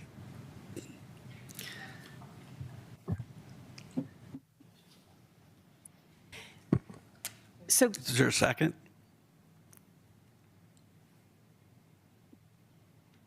Okay. No second. Go ahead, Councilmember Cooperman. I move that we support staff's recommendation around the digital sign, but that we ask staff to perform some form of survey of neighborhood residents as well as park goers. I will second with an amendment. That survey not just be for the park goers and just those neighboring residents, because there are a lot of other people that utilize. I think if we're going to survey our residents, survey the residents. Put it on the website. It can be at the Engage Louisville or something like that. Let it be open to people, because we also had comments from people who don't live in that neighborhood who have an opinion on this. And I think it would be fair for all of these people to be able to take that survey. And I think then and again, putting something in the survey that really explains what this sign is so that people know what it would look like or not look like and the parameters, I think that would be beneficial. But I would second that with that amendment if you'll take that. That's I'm curious. So I just have to accept or not accept, is that? Right. And then you can. I'll accept your amendment. The seconder, who seconded it? That was me. Okay. You can accept your own.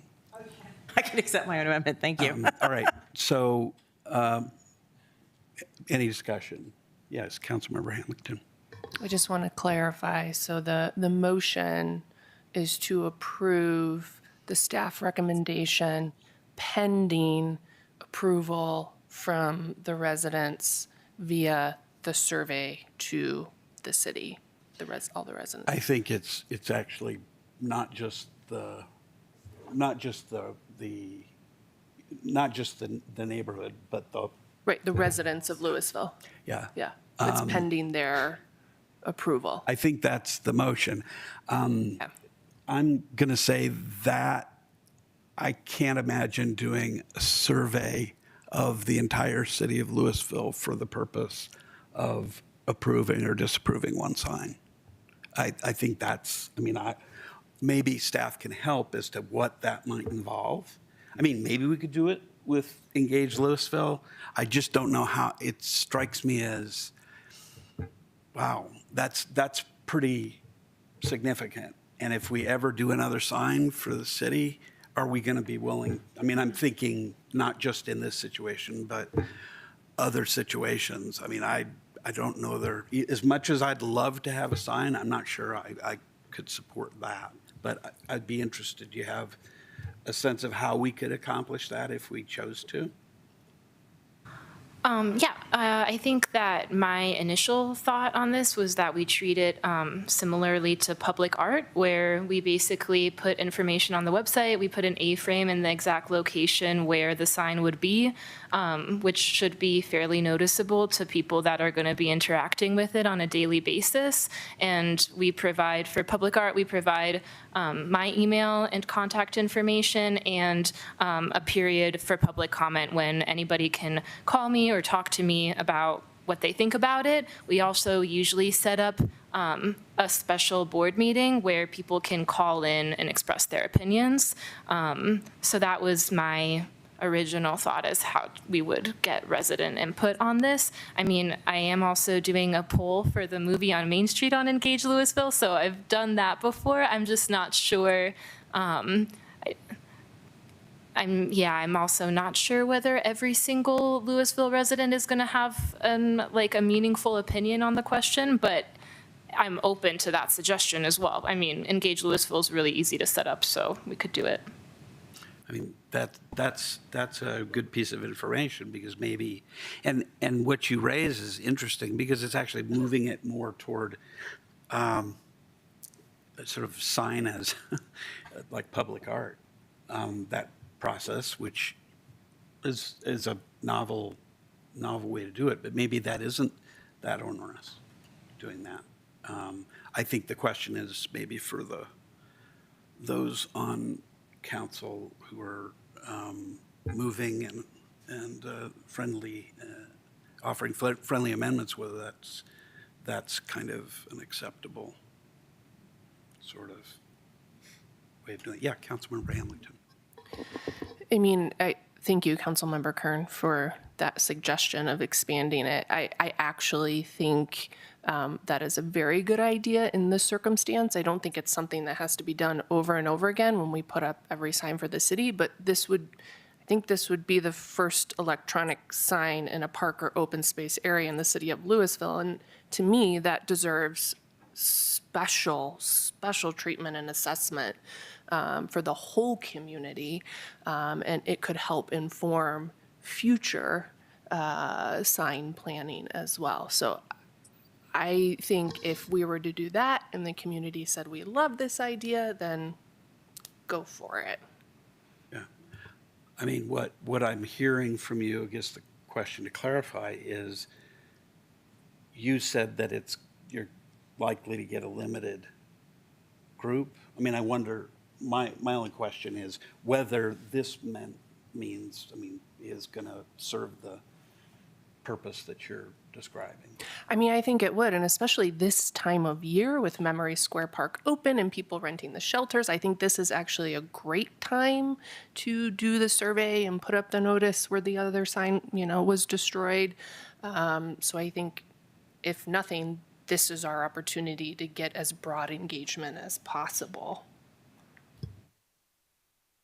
Councilmember Cooperman. Yeah, just two follow-up questions for staff. One would be, if you put something on Engage Louisville, how easy would it be to sort of sift through or arrange for the feedback to be sifted through to get a good sense for what people think? I do think I would work with our comms manager to make a final decision on how that would look. And I'm not, so I don't know if I want to go into like potentials of what it could be. I mean, there could be like a scale and then that's accompanied with a text box. So there is some sort of quantitative piece that allows you to get like just an overview. But I think depending on whether we're doing the public notice or the Engage Louisville or both, we could develop like a precise plan for feedback. The public comment has generally been a collection of oral and written comments with no quantitative piece. Okay.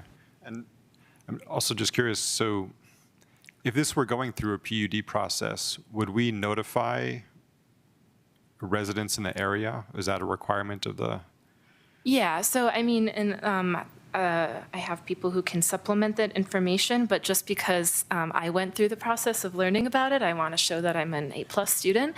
But it sounds like if we did go through the PUD amendment process, we would do a very similar thing that I'm suggesting that I know from the public art process, but there would be 2 rounds of public comment, one for the Planning Commission, and then a second one before this idea comes back to council.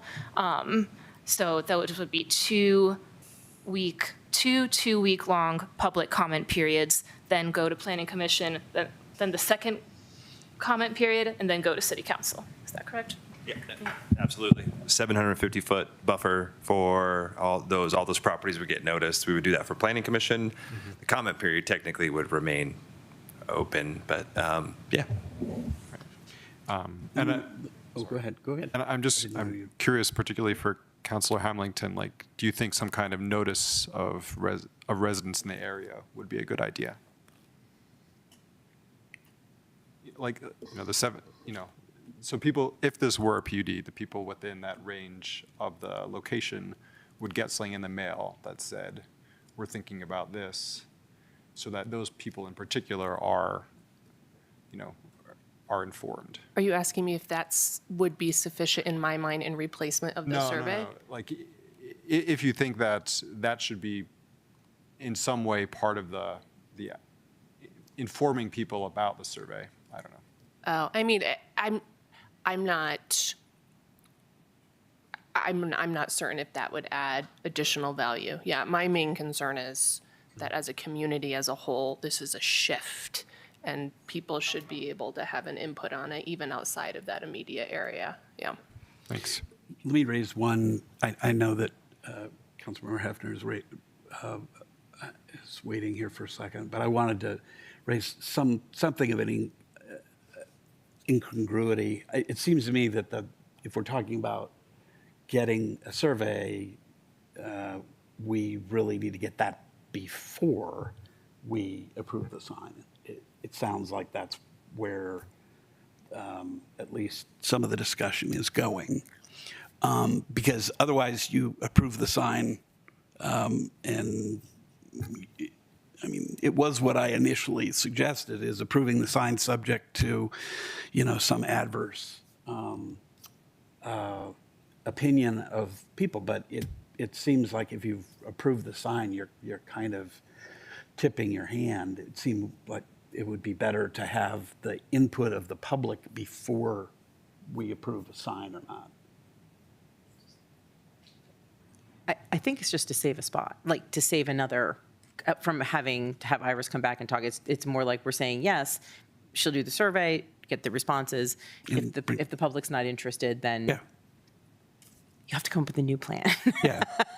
And if the public is like, yeah, that works, then she moves forward because we already told her she can. Well, let's try to restate the motion so I understand, because I don't quite understand how we're approving a sign if we're seeking public input. And I don't know whether, what if we have, 30%, only 30% who have problem with it. I don't quite understand without that information how we can approve the sign tonight. Can we get Councilmember Hefner's comments, and then I'd love to please. hear what the city Councilmember manager Hefner. has to say on that. Yeah. Yeah, I just want to, speaking of the public, I just want to confirm that we've taken public comment. We've had a member of the public with a hand up for quite some time. Oh my gosh.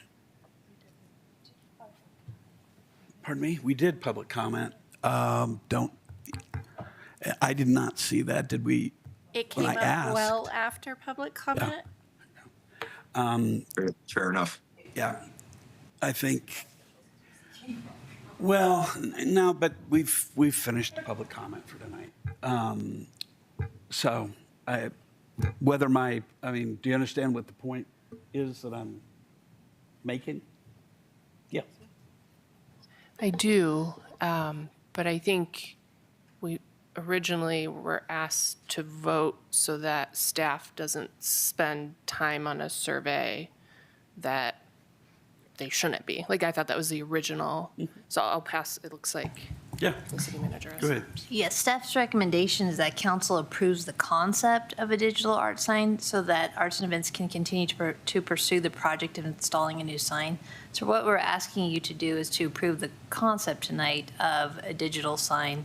If council wants us to do a survey, as Iris suggested, in terms of the process that she would normally do for, through the Cultural Arts Board, to get that input, or whether it's through Engage Louisville. I would just say with Engage Louisville, it's not necessarily just going to be Louisville residents. It could be anybody that goes to the website.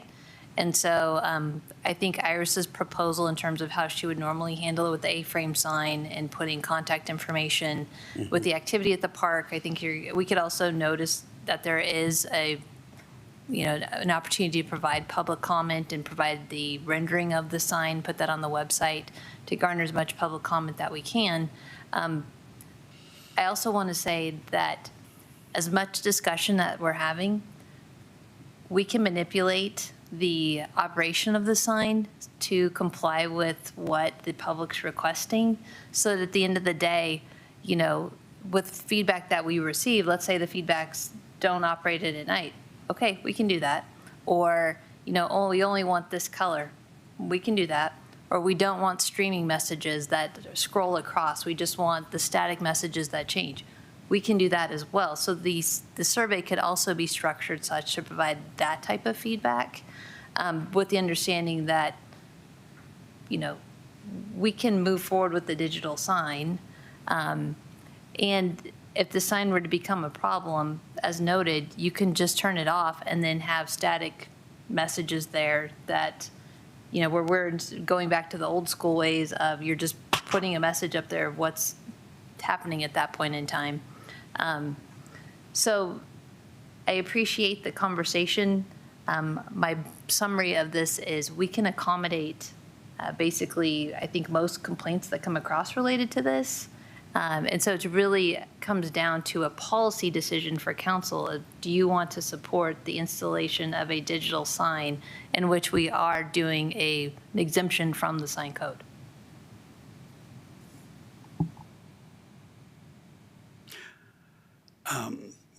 That's a little bit different than the motion that we've got on the table, but I could offer a substitute motion that we approve the concept of a digital arts center sign, and that the staff conduct a survey of the sort that I think has been described by Iris tonight. And do I have a second? Okay. Discussion? Any further discussion? Shall we vote? Voice vote. All in favor? Aye. And all opposed? Nay. Nay. Okay. So that's a 4-2 in favor. All right. I think we can move on to the city attorney's report. Thank you, Mayor. I have no report. Okay, we're identification of future agenda items. Councilmember Hamilton. There's actually, it's not a future agenda item, but there's no other time for me to mention this because it happened during the meeting. Kathleen, I wanted to thank you for always making sure that we stay, on task and procedurally, or because it can be hard to navigate what's going on up here. So I wanted to thank you for doing that, and it's much appreciated during the meetings that we can quick phone a friend and call on you to help with that. So thank you. Second. Well, you're welcome, because we almost did actually phone a friend during the break. Well, all we had to do is get you two together and look at that. But I thank you. I agree with that. Others? Any other future agenda items? Councilmember Hefner? All right. Nothing further from me. Thank you. Okay. Motion to adjourn. Yes. So moved. All in favor? Aye. Any opposed? Thank you, folks. Coal, but also for the interurban, which was a mass transit system that once linked